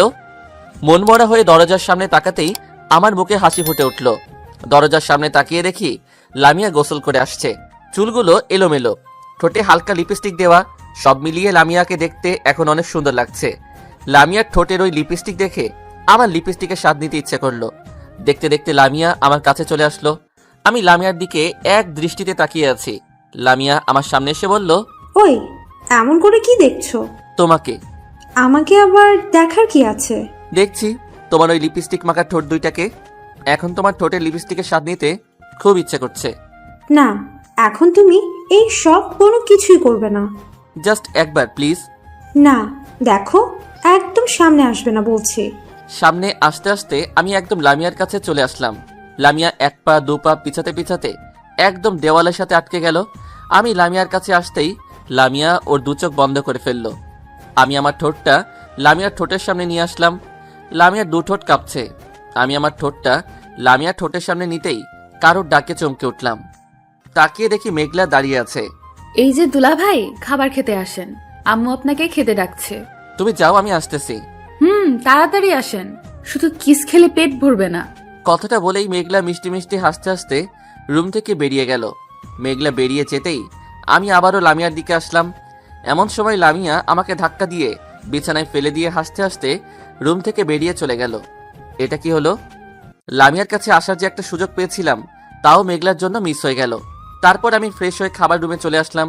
সেখানে এসে দেখি আমার সব বন্ধুরা আমাকে রেখেই খেতে বসে গিয়েছে। শালারা এক একটা কিভাবে খাচ্ছে দেখেন, গরু মনে হয় ওদের মতো করে খায় না। আমি গিয়ে বসার কিছু সময় পর ওদের সবার খাওয়া হয়ে গেল। ওরা যার যার মতো করে রুমে চলে গেল। এমন সময় লামিয়া খাবার রুমে আসলো। সেখানে এসে লামিয়া আমার পাশে এসে বসলো। মেঘলা আমাদের দুজনের জন্য প্লেটে খাবার বেড়ে দিল। আমি খেতে শুরু করলাম। লামিয়া খাচ্ছে না, শুধু আমার দিকে রাগী লোক নিয়ে তাকিয়ে আছে। কিছু সময় পর পায়ের উপর একটা আঘাত অনুভব করলাম। নিচে তাকিয়ে দেখি লামিয়া ওর পা দিয়ে আমাকে আঘাত করেছে। আহ! দুলাভাই কি হলো? ট্রাকের একটা চাকা পায়ের উপরে উঠেছে। দুলাভাই আপনি এখানে ট্রাক পাইলেন কোথায়? তোমার আপুর পা একটা ট্রাকের চাকার থেকে কম কি? কি বললে তুমি? কই কিছু না তো। আমাকে না খাইয়ে দিয়ে তুমি খাচ্ছ কেন? এখন তোমাকে আমি খাইয়ে দিতে পারবো না।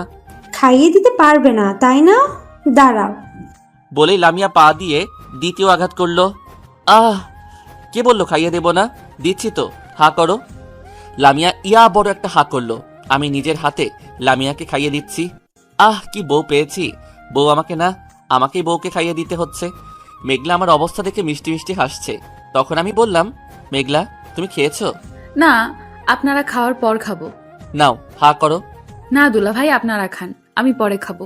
হা করো বলছি। মেঘলা হা করতেই আমি মেঘলাকে খাইয়ে দিলাম। আহা, কি শান্তি! দুই সাইডে দুই বউকে খাইয়ে দিচ্ছি। এরকম কিছু সময় পর মেঘলা বলল, দুলাভাই আপনি হা করেন তো, কেন? আপনাকে আমি একটু খাইয়ে দিই। আচ্ছা দাও। মেঘলা আমার প্লেট থেকে খাবার নিয়ে আমার মুখে তুলে দিল। একটু খাওয়ার পরই মুখের ভিতর ঝাল অনুভব করলাম। আমার প্লেটের দিকে তাকিয়ে দেখি আমার প্লেটে রাখা কাঁচা মরিচটা নেই। তার মানে মেঘলা আমার খাবারের সাথে মরিচটা মিশিয়ে দিয়েছে। মুখটা খুললেই মনে হচ্ছে আমার সমস্ত মুখ দিয়ে আগুন বেরোতে শুরু করবে। এরকম অবস্থায় লামিয়ার ওই মায়াবী মুখটার দিকে তাকাতেই আমার সমস্ত ঝাল হজম হয়ে গেল। তারপর আমি ওদের দুজনকে খাইয়ে দিয়ে এসে রুমে চলে আসলাম। বিকেলে বউকে নিয়ে লামিয়াদের বাড়ি থেকে আমাদের বাড়িতে চলে আসতেছি। এমন সময় মেঘলা আমাকে ডাক দিল। মেঘলা আমাকে ডাক দিতেই আমি পেছনে ফিরে তাকালাম। এই যে দুলাভাই শুনছেন? বলো। আপনার বন্ধু রাফির ফোন নাম্বারটা একটু দেন তো। কেন?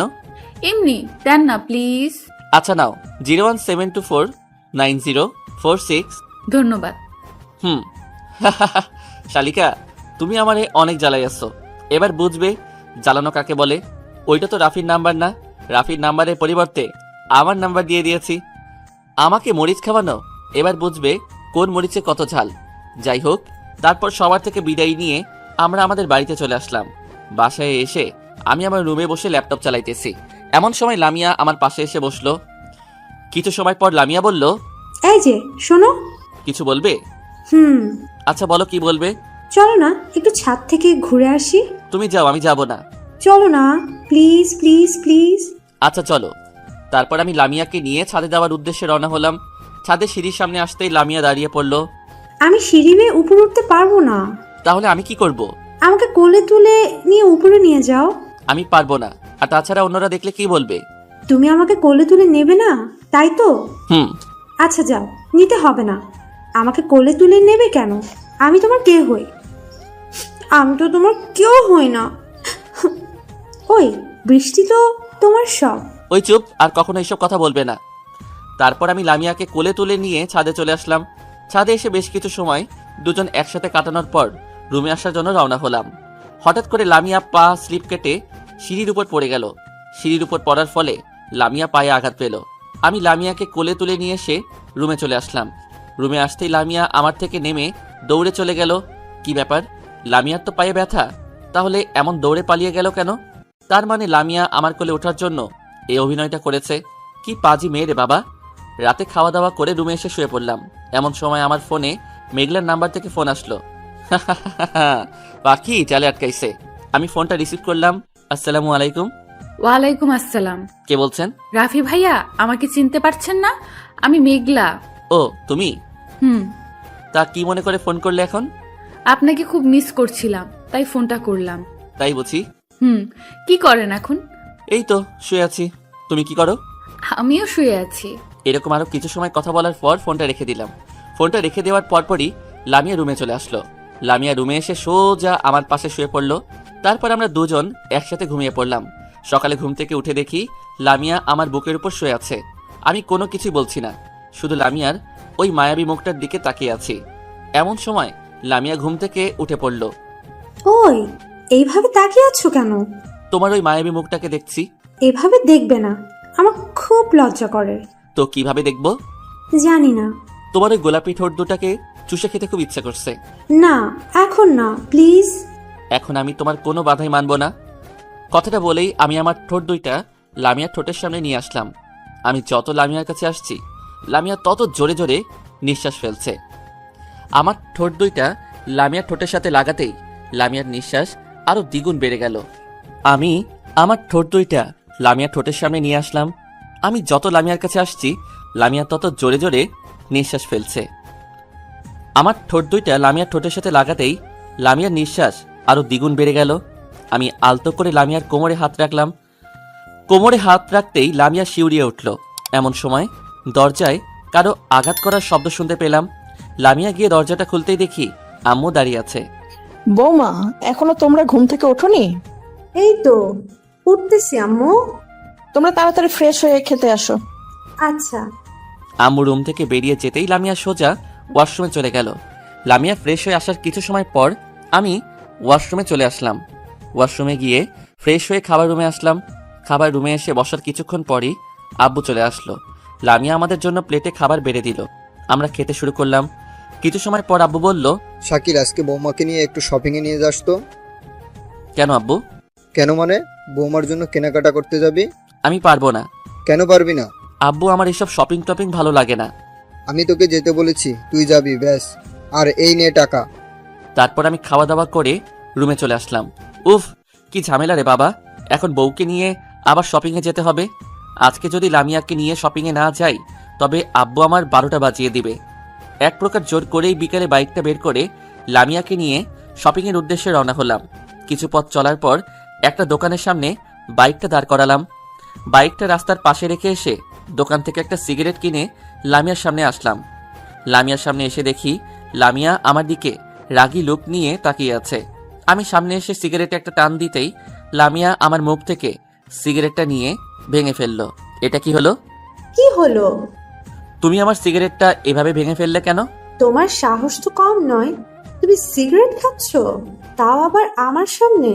তাই বলে সিগারেটটা ভেঙে ফেলবে? তো কি করব? তুমি আর কখনো সিগারেট খাবে না। খেলে কি করবে? তোমার ওই পোড়া ঠোঁট দিয়ে আমাকে কিস করতে দেব না। কথাটা বলেই লামিয়া মন খারাপ করে অন্যদিকে ঘুরে রইল। আমি পেছন থেকে লামিয়াকে জড়িয়ে ধরে বললাম, ঠিক আছে সোনা, আর কখনো সিগারেট খাবো না। মনে থাকে জানো। হুম। কি করছো? ছাড়ো, সবাই দেখছে তো। এমন সময় সামনে তাকিয়ে দেখি স্কুলের ছোট ছোট বাচ্চারা আমাদের দুজনকে এমন অবস্থায় দেখে হাসছে। আমি লজ্জায় লামিয়াকে ছেড়ে দিলাম। তারপর বাইকটা স্টার্ট করে দুজন মার্কেটে চলে আসলাম। লামিয়া নিজের ইচ্ছে মতো করে কেনাকাটা করছে। আমি মার্কেটের অন্য দিকটায় একটু ঘুরে দেখতে আসলাম। অন্য দিকটায় এসে একটা মেয়ের দিকে চোখ পড়তেই অবাক হয়ে গেলাম। একটু দূরে তাকিয়ে দেখি বৃষ্টি দাঁড়িয়ে আছে। আমাকে দেখে বৃষ্টি আমার সামনে আসলো। তুমি এখানে? এই একটু কেনাকাটা করতে আসলাম। তুমি? আমিও তো। তা তুমি একাই এসেছো? আরে না, আমার সাথে লামিয়াও আসছে। কই, লামিয়াকে তো দেখছি না তো। ও একটু ভিতরে কেনাকাটা করছে। ও আচ্ছা। এমন সময় কারো ডাকে পিছনে ফিরে তাকালাম। পিছনে ফিরে তাকিয়ে দেখি লামিয়া দাঁড়িয়ে আছে। এই যে, শুনছো? কি হলো, তোমার কেনাকাটা শেষ? চলো এখন বাসায় যাই। আচ্ছা চলো। বৃষ্টি, এখন আসছি কেমন? আচ্ছা আসো। মার্কেট থেকে দুজন বেরিয়ে আসলাম। মার্কেট থেকে বেরিয়ে কিছু দূর আসার পর হঠাৎ করে লামিয়ার কাঁধে রাখা ব্যাগটা ছিনতাই হয়ে গেল। আমি ব্যাগটা ফিরিয়ে আনার জন্য ছিনতাইকারীর পিছন পিছন দৌড় দিলাম। কিছু পথ দৌড়ানোর পর আমি ব্যাগ ধরে লাথি মেরে লোকটাকে মাটিতে ফেলে দিলাম। লোকটা উঠেই আমাকে ছুরি দিয়ে আঘাত করলো। আমি ছুরিটা হাত দিয়ে আটকে ঘুরতেই আমার হাত কেটে রক্ত বেরোতে শুরু করলো। লোকটা আমাকে আঘাত করে ব্যাগটা রেখে দৌড়ে পালিয়ে গেল। আমি সেখান থেকে লামিয়ার কাছে চলে আসলাম। আমাকে দেখে লামিয়া বলল, তোমার হাত তো অনেকটা কেটে গিয়েছে। এটা কিছু না, একটু পর ঠিক হয়ে যাবে। কিছু না মানে? তোমার হাতটা দাও তো। আরে বললাম তো কিছু হয়নি। আমি তোমার হাতটা দিতে বলেছি। আমি আমার হাতটা লামিয়ার দিকে এগিয়ে দিলাম। লামিয়া ওর ব্যাগ থেকে ব্যান্ডেজটা বের করে আমার হাত ব্যান্ডেজ করে দিল। তারপর আমি বাইকটা স্টার্ট দিয়ে লামিয়াকে নিয়ে বাসায় চলে আসলাম। বাসায় এসে বাইকটা রেখে আমরা দুজন ভিতরে চলে আসলাম। ভেতরে আসতেই আম্মু এসে আমাদের সামনে দাঁড়ালো। কিরে, তোর হাতে ব্যান্ডেজ করা কেন? আসলে হয়েছে কি আম্মু? থাক, আপনাকে আর বানিয়ে মিথ্যা কথা বলতে হবে না। আসলে আম্মু। লামিয়া আম্মুকে সব কথা খুলে বলল। ডাক্তারের কাছে গিয়েছিলি? না আম্মু, লামিয়াই ব্যান্ডেজ করে দিয়েছে। আচ্ছা, যা হবার হয়েছে। আমি টেবিলে খাবার দিচ্ছি, এগুলো রেখে খাবার খেতে আয়, কেমন? আচ্ছা আম্মু। তারপর আমি আর লামিয়া রুমে চলে গেলাম। লামিয়া রুমে এসে কাপড় চোপড় রেখেই রুম থেকে বেরিয়ে গেল। আমি ফ্রেশ হয়ে খাবার রুমে চলে আসলাম। খাবার টেবিলে গিয়ে বসতেই লামিয়া আমার জন্য প্লেটে খাবার বেড়ে দিল। কিন্তু আমি খাবো কিভাবে? আমার হাত তো কাটা। এই কাটা হাত নিয়ে তো খাবার তুলতেও পারবো না। আমি চামিচ হাতে নিয়ে খাবার নাড়াচাড়া করছি আর এইসব কথা ভাবছি। এমন সময় লামিয়া বলল, কি হলো, খাচ্ছ না যে? আমার চামিচ দিয়ে খেতে ভালো লাগে না। তো কিভাবে খাবে? তুমি খাইয়ে দাও। আমি পারবো না। তাছাড়া অন্যরা দেখলে কি বলবে? কেউ কিছুই বলবে না, তুমি আমাকে খাইয়ে দাও। আচ্ছা, খা করো। লামিয়া ওর নিজ হাতে আমাকে খাইয়ে দিচ্ছে আর আমি অপলক দৃষ্টিতে তাকিয়ে আছি লামিয়ার দিকে। লামিয়ার উপর থেকে আমার চোখ যেন সরতেই চাইতেছে না। কিছু সময় পর আমি বললাম, তুমি খাবে না? তোমার খাওয়ার পর খাবো। তুমিও আমার সাথে খেয়ে নাও। না, আমি পরে খাবো। আমার সাথে খাইতে বলছে কিন্তু। চোখগুলো বড় বড় করে একটু রাগ দেখিয়ে বললাম, আচ্ছা, খাচ্ছি। তারপর লামিয়াও আমার সাথে খেয়ে উঠলো। খাবার খাওয়ার পর আমি আমার রুমে চলে আসলাম। রুমে আসতে আমার ফোনটা বেজে উঠলো। স্ক্রিনে সুন্দর করে রাফি নামটা ভেসে উঠলো। আমি ফোনটা রিসিভ করতেই ওপাশ থেকে বলে উঠলো, হ্যালো শাকিল, হ্যাঁ রাফি বল। তুই এখন কোথায়? কেন, বাসায়। দোস্ত, এখন তুই আমার সাথে দেখা করতে পারবি?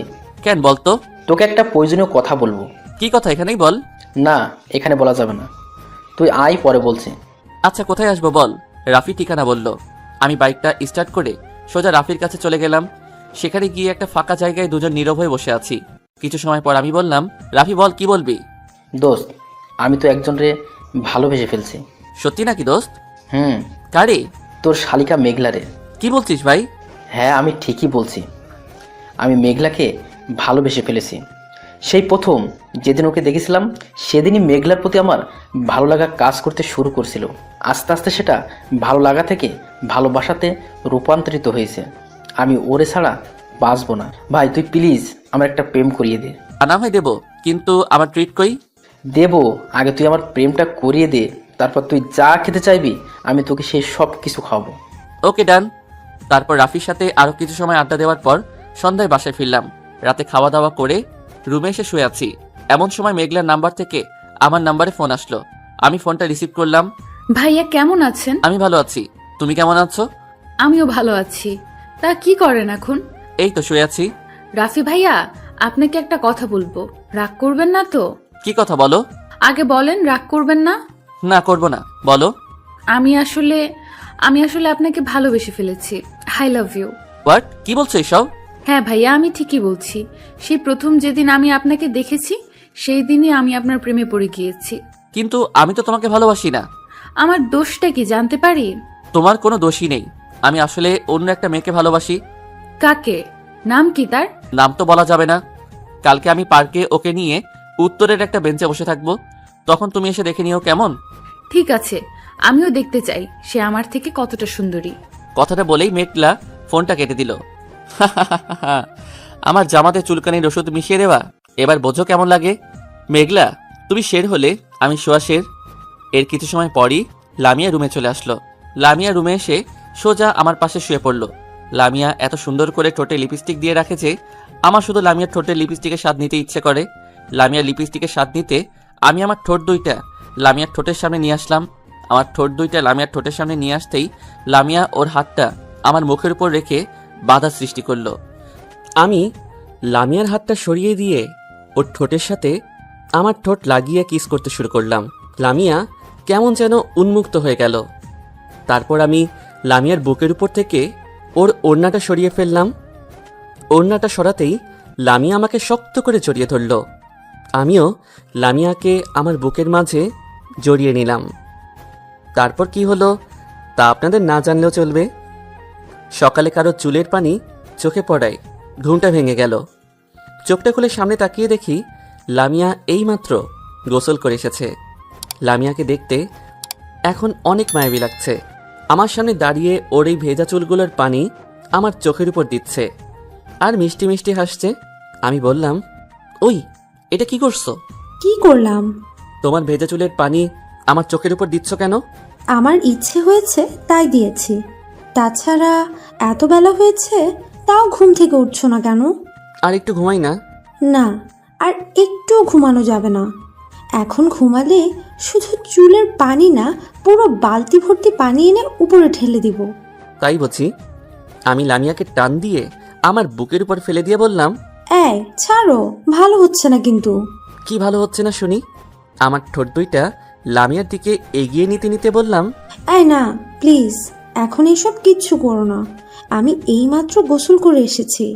এখন তো আমি তোমার কোনো কথাই শুনবো না। আম্মু, কথাটা শুনেই আমি লামিয়াকে ছেড়ে দিলাম।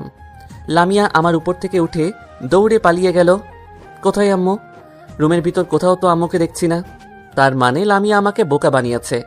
তাই তো বলি, আম্মুর কথা বলেই এমন করে দৌড়ে পালিয়ে গেল কেন? উফ, আর একটু হলেই লামিয়ার ঠোঁটে লিপস্টিকের স্বাদ নিতাম, কিন্তু সেই সৌভাগ্য আর হয়ে উঠল না। আমি ফোনটা হাতে নিয়ে রাফিকে একটা ফোন করলাম। বেশ কয়েকবার রিং হওয়ার পর রাফি ফোনটা রিসিভ করলো। হ্যালো রাফি, হ্যাঁ বল। আজকে 10টায় কলেজ ক্যাম্পাসে আসতে পারবি? কেন বলতো? আসতে বলছি, আসবি। আচ্ছা। আমি ফোনটা রেখে দিলাম। তারপর বিছানা থেকে উঠে ফ্রেশ হয়ে খাওয়া দাওয়া করে বাইকটা নিয়ে সোজা কলেজ ক্যাম্পাসে চলে আসলাম। কলেজ ক্যাম্পাসে এসে দেখি রাফি ক্যাম্পাসের বটগাছটার নিচে বসে আছে। আমি বাইকের উপর থেকেই রাফিকে ডাক দিলাম, রাফি এদিকে আয়। কি বলবি বল। চল বাইকে ওঠ। কেন? তোকে উঠতে বলছি, ওঠ। রাফি বাইকে উঠে বসলো।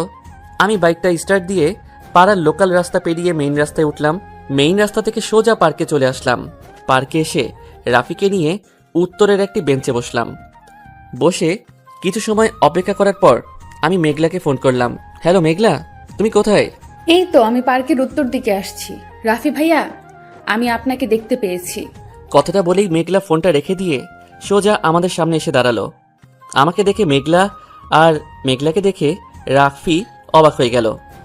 আমি বললাম, এই যে শালিকা, এইভাবে কি দেখছো? মানে দুলা ভাই আপনি এখানে? আমার বন্ধুর সাথে প্রেম করবে আর আমি থাকবো না? না দুলা ভাই, আপনি ভুল বুঝছেন। সে আসলে আমাকে না, অন্য একজনকে ভালোবাসে। হাসছেন কেন দুলা ভাই? ওইটা রাফির নাম্বার না, ওইটা আমার নাম্বার। আপনার নাম্বার? হ্যাঁ, আমার নাম্বার। তোমার সাথে এতদিন আমি মজা করেছি। রাফি অন্য মেয়েকে না, রাফি শুধু তোমাকে ভালোবাসে। কিন্তু আমি তো এখন ওনাকে ভালোবাসি না। কেন? দেখেন না দুলা ভাই, এখন পর্যন্ত আমাকে প্রপোজই করতে পারলো না, আর বলে কিনা ভালোবাসি। এদিকে রাফির দিকে তাকিয়ে দেখি রাফি আমাদের কথা শুনে অবাক দৃষ্টিতে তাকিয়ে আছে আমাদের দিকে। আমি এদিক ওদিক তাকিয়ে কোথাও ফুলের দোকান দেখতে পেলাম না। অবশেষে পাশের বাগান থেকে বাঁশের পাতা নিয়ে এসে রাফির হাতে দিয়ে বললাম, এই নে ধর। কি করবে এগুলো দিয়ে? কি করবি মানে? মেঘলারে প্রপোজ করবি? শেষ পর্যন্ত এই বাঁশের পাতা দিয়ে প্রপোজ করব? করবি, নে ধর। মেঘলার দিকে তাকিয়ে দেখলাম মেঘলা মিষ্টি মিষ্টি হাসছে। রাফি বাঁশের পাতাগুলো হাতে নিয়ে হাঁটু ভাঁজ করে বাঁশের পাতাগুলো মেঘলার দিকে এগিয়ে দিয়ে মেঘলাকে প্রপোজ করবে। মেঘলাও সেটা অ্যাকসেপ্ট করতে সময় নিল না। শুরু হলো ওদের নতুন পথ চলা। আমি বাইকের চাবিটা রাফির হাতে দিয়ে বললাম, এই নে বাইকের চাবি। এটা আমাকে দিচ্ছিস কেন? আজ সারাদিন বাইকটা তোর, তোর যেখানে ইচ্ছা সেখানে মেঘলাকে নিয়ে যাস। দোস্ত, তোকে কি বলে যে ধন্যবাদ দেব? আরে এখানে ধন্যবাদ দেওয়ার কি আছে? এইটা তোর ফ্রেন্ড হিসেবে তো আমার দায়িত্ব ছিল। আচ্ছা আমি এখন আসি তাহলে। তারপর পার্ক থেকে বেরিয়ে মেইন রাস্তায় চলে আসলাম। কিন্তু এ কি, রাস্তায় তো একটা রিক্সাও দেখছি না। এখন কি আমাকে হেঁটেই বাসায় যেতে হবে? এতটা পথ হেঁটে গেলে তো আমার পায়ের 12টা বেজে যাবে। অবশেষে একটা রিক্সা দেখতে পেলাম। এই যে মামা, যাবেন? কোথায় যাবেন? আমি ঠিকানা বললাম। যাব, তবে 10টা টাকা বাড়াইয়ে দিয়েন। আচ্ছা চলেন। আমি রিক্সাতে উঠে বসলাম। রিক্সাতে উঠে বসতেই কোনো এক মেয়ের কথায় পেছনে ফিরে তাকালাম। পিছনে ফিরে তাকিয়ে দেখি বৃষ্টি দৌড়ে রিক্সার দিকে আসছে। এই যে মামা, আমিও যাব। বৃষ্টি তুমি? হ্যাঁ আমি তোমার সাথে এক রিকশায় গেলে তোমার কোনো সমস্যা হবে? আরে না, আমার কি সমস্যা হবে, ওঠো। তা এখন কোথায় গিয়েছিলে? এই পাশে একটা কাজ ছিল সেখানে। বৃষ্টি রিক্সাতে উঠে বসলো। রিক্সা তার আপন গতিতে চলছে।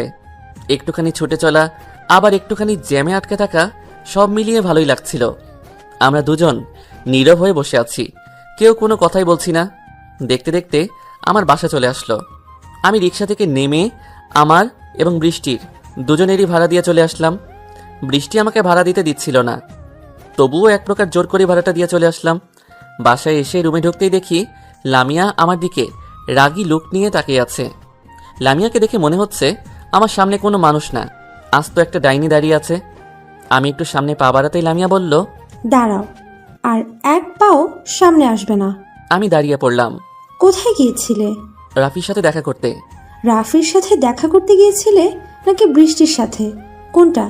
বৃষ্টির সাথে আমার রাস্তায় দেখা হয়েছে। আমাকে আর বানিয়ে মিথ্যে কথা বলার কোনো প্রয়োজন নেই। বৃষ্টির সাথে কোন আবাসিক হোটেলে গিয়েছিলে? কথাটা শুনেই আমার মাথা গরম হয়ে গেল। রাগের বশে কষি একটা থাপ্পড় মারলাম লামিয়ার গালে। জানি না কিভাবে আচমকাই লামিয়ার উপর হাত উঠে গেল। মারো, আরো মারো, থেমে গেলে কেন? মারতে মারতে একদম শেষ করে ফেলো। তোমার মতো একজন ধর্ষকের স্ত্রী হয়ে বেঁচে থাকার থেকে মরে যাওয়া অনেক ভালো। আমি মনে করেছিলাম পুরনো সব কিছু ভুলে জীবনটাকে আবার নতুন করে শুধু করব, কিন্তু সেটা আর হয়ে উঠল না। কথাটা বলেই লামিয়া কাঁদতে কাঁদতে রুম থেকে বেরিয়ে গেল। কিছু সময়ের জন্য আমার সব কিছু থমকে দাঁড়ালো। আমি সেখান থেকে ছাদে চলে আসলাম। ছাদে এসে অতীতে ছাদের কোণে লুকিয়ে রাখা সিগারেটের প্যাকেটটা বের করলাম। সিগারেটের প্যাকেট থেকে টানা 4টা সিগারেট একসাথে ধরিয়ে টানতে শুরু করলাম। সিগারেটের ধোঁয়া উড়াচ্ছি আর নিজের কষ্টগুলোকে বাষ্প করে উড়িয়ে দিচ্ছি। এরকম করতে করতে টানা 1 প্যাকেট সিগারেট শেষ করে ফেললাম। সন্ধ্যায় ছাদ থেকে নেমে রুমে চলে আসলাম। রুমে এসে সোজা বিছানায় গিয়ে শুয়ে পড়লাম। তার কিছু সময় পর লামিয়া রুমে চলে আসলো। লামিয়া রুমে এসে আমাদের দুজনের মাঝে একটা বালিশ রেখে শুয়ে পড়ল। আমি বললাম, এইটা কি করছো? আমি তোমার সাথে এভাবে ঘুমাতে পারবো না। তোমার সমস্যা হলে আমি নিচে ঘুমাইতেছি। থাক, এই শীতের রাতে তোমাকে আর কষ্ট করে নিচে ঘুমাতে হবে না। তুমি আমার সাথে বিছানায় ঘুমাতে পারো। কথাটা বলেই লামিয়া অন্যদিকে ঘুরে ঘুমিয়ে পড়ল। তার কিছু সময় পর আমিও ঘুমিয়ে পড়লাম। মাঝ রাতে কারো বিকট শব্দে ঘুমটা ভেঙে গেল। পাশে তাকিয়ে দেখি লামিয়া কেমন যেন করছে। ওর কপালে হাত রাখতেই আমার হাত জ্বলে যাচ্ছিল। আমার আর বুঝতে বাকি রইল না লামিয়া শরীরে জ্বর আসছে। জ্বরের কারণে ওর শরীর একদম পুড়ে যাচ্ছে। আমি বাটিতে পানি নিয়ে লামিয়ার কপালে জলপট্টি দিলাম। কিছু সময় পরপরই জলপট্টি শুকে যাচ্ছিল। লামিয়াকে জলপট্টি দিতে দিতে কখন যে ঘুমিয়ে পড়েছি বুঝতেই পারিনি। সকালে সূর্যের রশ্মি চোখে পড়ায় ঘুমটা ভেঙে গেল। ঘুম থেকে উঠে লামিয়ার দিকে তাকিয়ে দেখি লামিয়া এখনো ঘুমিয়ে আছে। আমি জ্বর দেখার জন্য লামিয়ার কপালে হাত রাখবো, এমন সময় লামিয়ার কথায় দাঁড়িয়ে পড়লাম। তুমি আমাকে একদম স্পর্শ করার চেষ্টা করবে না। কেন? আমি চাই না তুমি তোমার ওই অপবিত্র হাত দিয়ে আমাকে স্পর্শ করো। আমি তো এখন তোমার স্বামী। ধর্ষক কখনো কারো স্বামী হতে পারে না। হ্যাঁ, লামিয়া তো ঠিকই বলেছে। আমি তো একজন ধর্ষক, আর ধর্ষকের কখনো কারো স্বামী হওয়ার কোনো অধিকার নেই। আমি সেখান থেকে ওয়াশরুমে চলে গেলাম। ওয়াশরুম থেকে ফ্রেশ হয়ে রুমে চলে আসলাম। রুমে এসে দেখি আম্মু রুমে এসে লামিয়ার পাশে বসে আছে। আমি বললাম, আম্মু, এত সকালে তুমি এখানে? তোর কি একটু জ্ঞান বুদ্ধি নেই? কেন আম্মু? কেন মানে, লামিয়া জ্বরে বিছানা থেকে উঠতে পারছে না, আর তুই একবারও ডাক্তারকে ফোন করিসনি? আম্মু, আমার ডাক্তার লাগবে না, একাই ঠিক হয়ে যাবে। বৌমা, তুমি চুপ করে শুয়ে থাকো। কিরে, তুই দাঁড়িয়ে আছিস কেন? ডাক্তারকে ফোন কর। করছি আম্মু। তারপর আমি টেবিল থেকে ফোনটা হাতে নিয়ে ডাক্তারকে ফোন করলাম। এইটা আমাদের পারিবারিক ডাক্তার। আমাদের পরিবারের কারো কোনো সমস্যা হলে ইনি চিকিৎসা করেন। 2-3 বার রিং হওয়ার পর ফোনটা রিসিভ করলো। আসসালামু আলাইকুম। ওয়ালাইকুম আসসালাম। ডাক্তার সাহেব, আমি শাকিল বলছিলাম। ও, আপনি বলুন, কি জন্য ফোন করেছেন? আসলে ডাক্তার সাহেব, আমার স্ত্রীর খুব জ্বর। আপনি যদি এসে একটু দেখতেন তাহলে অনেক ভালো হতো। আচ্ছা, আমি কিছু সময় পর আসছি। তারপর আমি ফোনটা কেটে দিলাম। সকাল প্রায় 9টার দিকে ডাক্তার সাহেব আসলো। লামিয়াকে দেখে ওর জন্য কিছু ওষুধ দিয়ে গেল। আমি ডাক্তারকে বিদায় করে দিয়ে রুমে চলে আসলাম। রুমে এসে কিছু সময় কাটানোর পর খাবার রুমে চলে গেলাম। সেখান থেকে লামিয়ার জন্য কিছু খাবার নিয়ে রুমে প্রবেশ করলাম। রুমে এসে খাবারের প্লেটটা নিয়ে লামিয়ার সামনে আসলাম। নাও, খেয়ে নাও। আমি খাবো না। খেয়ে নাও বলছি। এগুলো খেয়ে আবার ওষুধ খেতে হবে। হা করো, আমি খাইয়ে দিচ্ছি। আমি বলছি তো খাবো না। আমি লক্ষ্য করলাম কথাগুলো বলতে বলতে লামিয়ার 2 চোখের কোণে পানি চলে আসছে। কথাটা বলেই লামিয়া রাগের বশে খাবারের প্লেটটা ছুঁড়ে মাটিতে ফেলে দিল। খাবারের প্লেটটা মাটিতে ফেলে দিতেই বিকট একটা আওয়াজ হলো। আওয়াজটা শুনেই পাশের রুম থেকে আম্মু চলে আসলো। আম্মু এসে বলল, কিরে, কি হয়েছে? কিছু না আম্মু। কিছু না মানে? তাহলে এত বিকট শব্দ হলো কেন? হাত থেকে খাবারের প্লেটটা পড়ে গিয়েছে। একটু সাবধানে কাজ করতে পারিস না? তুই গিয়ে খাবার নিয়ে আয়, আমি লামিয়াকে খাইয়ে দিচ্ছি। তারপর আমি সেখান থেকে খাবার রুমে চলে আসলাম। খাবার রুম থেকে অন্য একটা প্লেটে লামিয়ার জন্য খাবার নিয়ে আসলাম। আম্মু লামিয়াকে নিজ হাতে খাবার খাইয়ে দিল। রাতে ফোনটা রুমের ভিতর চার্জে দিয়ে খাবার খাওয়ার জন্য খাবার রুমে চলে আসলাম। এসে দেখি সবাই খাবার টেবিলে বসে আমার জন্য অপেক্ষা করছে, শুধুমাত্র লামিয়া ছাড়া। লামিয়ার অসুস্থতার জন্য আম্মু ওকে আগে খাইয়ে দিয়ে এসেছে। আমি গিয়ে টেবিলে বসতেই আম্মু আমার জন্য প্লেটে খাবার বেড়ে দিল। আমি খাবার আঙুল দিয়ে আওড়াচ্ছি আর বসে বসে লামিয়ার আমার প্রতি জন্মানো ঘৃণার কথা ভাবছি। এমন সময় আমার ছোট বোন সোনিয়ার কথায় বাস্তবে ফিরলাম। কি রে ভাইয়া, তুই খাচ্ছিস না কেন? কই, খাচ্ছি তো। শাকিল, বৌমার জ্বরের এখন কি অবস্থা? পূর্বের থেকে একটু কমেছে আব্বু। ওষুধগুলো ঠিক মতো খাওয়াচ্ছিস তো? হুম। আচ্ছা, এখন চুপচাপ খেয়ে নে। তারপর আমি খাওয়া দাওয়া করে রুমে চলে আসলাম। রুমের সামনে আসতেই আমার ফোনটা বেজে উঠল। আমি রুমে আসার পূর্বেই লামিয়া ফোনটা রিসিভ করলো। আসসালামু আলাইকুম। ওপাশের কথা শোনা যাচ্ছে না। আছে, তবে আপনি কে? ওপাশের কথা শোনা যাচ্ছে না। ও, তুমি? ওপাশের কথা শোনা যাচ্ছে না। আমি লামিয়া। ভালো। এমন সময় আমি রুমের ভিতর ঢুকলাম। রুমের ভিতর ঢুকতেই লামিয়া আমার হাতে ফোনটা দিয়ে বলল, নাও, কথা বলো। কে ফোন করেছে? কথা বললেই বুঝতে পারবে। লামিয়া আমার হাতে ফোনটা দিয়ে অন্যরকম একটা মুড নিয়ে বিছানায় গিয়ে শুয়ে পড়ল। আমি রুম থেকে বেরিয়ে বারান্দায় চলে আসলাম। হ্যালো, কে বলছেন? শাকিল, আমি বৃষ্টি। ও, তুমি? কেমন আছো? ভালো। তুমি কেমন আছো? আমিও ভালো আছি। কি করো এখন? আমি শুয়ে আছি। তুমি কি করো? এরকম আরো কিছু সময় কথা বলার পর আমি রুমে চলে আসলাম। রুমে এসে লামিয়ার দিকে লক্ষ্য করলাম ওর দু চোখ দিয়ে অশ্রু ঝরছে। আমাকে দেখে লামিয়া ওর দু চোখের পানি মুছে ফেললো। আমি সোজা বিছানায় গিয়ে শুয়ে পড়লাম। এভাবে কাটতে থাকলো সময়। পেরিয়ে যেতে থাকলো দিনের পর দিন। কয়েকদিন পর ছাদের উপর গিয়ে একটা সিগারেট ধরালাম। সিগারেটটা ধরিয়ে আপন মনে টানতে শুরু করলাম। নিজের কষ্টগুলোকে সিগারেটের ধোঁয়ার সাথে উঠিয়ে দিচ্ছি আর দূরের ওই নীল আকাশটার দিকে তাকিয়ে আছি। এমন সময় লামিয়া ছাদে চলে আসলো। লামিয়া ছাদে এসে আমার সামনে দাঁড়িয়ে বলল, তুমি আবার সিগারেট খাচ্ছ? তাতে তোমার কি? আমার কি মানে? তোমাকে না বলেছি তুমি সিগারেট খাবে না? তুমি আমার কে যে আমি তোমার কথা শুনবো? আমি তোমার বিয়ে করা বউ, আর তুমি আমার স্বামী। আরে আমি তো একজন ধর্ষক, আর ধর্ষক কখনো কারো স্বামী হতে পারে না। হ্যাঁ, আমি তো একজন ধর্ষক, আর ধর্ষকের কখনো কারো স্বামী হওয়ার কোনো অধিকার নেই। ধর্ষকরা হলো সমাজের সবচেয়ে নিকৃষ্ট ব্যক্তি, যাদের কেউই পছন্দ করে না। কথাটা বলেই আমি ছাদ থেকে রুমে চলে আসলাম। রুমে এসে বাইকটা নিয়ে চললাম বন্ধুদের সাথে আড্ডা দেওয়ার উদ্দেশ্যে। আমি বাইকটা টং চায়ের দোকানের সামনে দাঁড় করালাম। চায়ের দোকানে কিছু সময় বসে থাকার পর আমার সব বন্ধুরা সেখানে চলে আসলো। আমি বন্ধুদের সাথে চায়ের দোকানে বসে আড্ডা দিচ্ছি। এমন সময় আমার এক বন্ধু বলল, কি রে, বিয়ে করে আর বাসা থেকে বের হতে চাস না? বাসার সুন্দরী বউ রেখে বাইরে বের হতে মন চায় না, তাই না? না রে দোস্ত, আসলে তেমন সময় হয়ে ওঠে না। থাক, আমাদেরকে আর মিথ্যা কথা বলার কোনো প্রয়োজন নেই। আচ্ছা, এখন বাদ দে তো এইসব। না না মাম্মা, ওইটা বললে তো হবে না। নতুন বিয়ে করলে আমাদের ট্রিট কই? এখন তোদের সকলকে ট্রিট দিতে হবে। হ্যাঁ, দিতে হবে। চল। কোথায়? কোথায় মানে? রেস্টুরেন্টে। এখন আমার কাছে তো এত টাকা হবে না। সেটা বললে তো শুনবো না। ওরা আমাকে এক প্রকার জোর করেই রেস্টুরেন্টে নিয়ে গেল। এক একটা কিভাবে খাচ্ছে দেখেন। হারামজাদারা মনে হয় আমাকে ফকির করে ছাড়বে। যখন যার যা লাগছে সবকিছু একসাথে অর্ডার দিচ্ছে। খাওয়া দাওয়া শেষে ওইটার এসে বিলের স্লিপটা হাতে ধরিয়ে দিল। হাই আল্লাহ, টানা 10,010 টাকা বিল করে ফেলছে। হালারা তো আমার 12টা বাজিয়ে ছেড়েছে। এখন আর কি করার, টাকাগুলো দিয়ে সেখান থেকে বাসায় চলে আসলাম। বাসায় এসে কলিং বেল বাজানোর কিছু সময় পর ফ্লোরের দরজা খুলে দেওয়া হলো। দরজাটা খুলতেই আমি অবাক হয়ে গেলাম। দরজার সামনে দেখি মেঘলা দাঁড়িয়ে আছে। আরে মেঘলা, তুমি কখন আসলে? এই তো একটু আগে। বাসার সবাই কেমন আছে? সবাই ভালো আছে। এখানেই দাঁড়িয়ে কথা বলবেন নাকি ভেতরে আসবেন? আমি সেখান থেকে ভেতরে চলে আসলাম। আমার শালিকাটা তো হেব্বি দেখতে। আগে জানলে লামিয়ারে না মেঘলারই বিয়ে করে নিয়ে আসতাম। তবে একদিক থেকে ভালোই হয়েছে, একসাথে 2 বউ পেয়েছি, একটার সাথে আরেকটা ফ্রি। বউয়ের ছোট বোন মানে শালিকা তো বউয়ের মতোই, তাই না? রুমে এসে বসার কিছু সময় পরই আম্মু আমাকে ডাক দিল। কাছে আসতেই আম্মু একটা ব্যাগ হাতে ধরিয়ে দিল। শাকিল শোন। জি আম্মু, বলো। এই টাকাগুলো ধর। আমার হাত খরচ দিচ্ছ বুঝি? তোর হাত খরচ তো আগেই দিয়ে দিয়েছে। তাহলে এখন টাকা দিচ্ছ কেন? মেঘলা আসলে টাকাগুলো দিয়ে বাজার করে নিয়ে আয়। আমি রুম থেকে বেরিয়ে রাস্তায় আসলাম। রাস্তায় এসে একটা রিক্সা নিয়ে বাজারে চলে গেলাম। এক একটা জিনিসের কি দাম রে বাবা! দামের কারণে জিনিসগুলোর সামনে যেতে ইচ্ছে করে না। বাজার করতে করতে বিকাল হয়ে গেল। বাজার থেকে একটু ফাঁকে এসে রিক্সা নিয়ে বাসায় চলে আসলাম।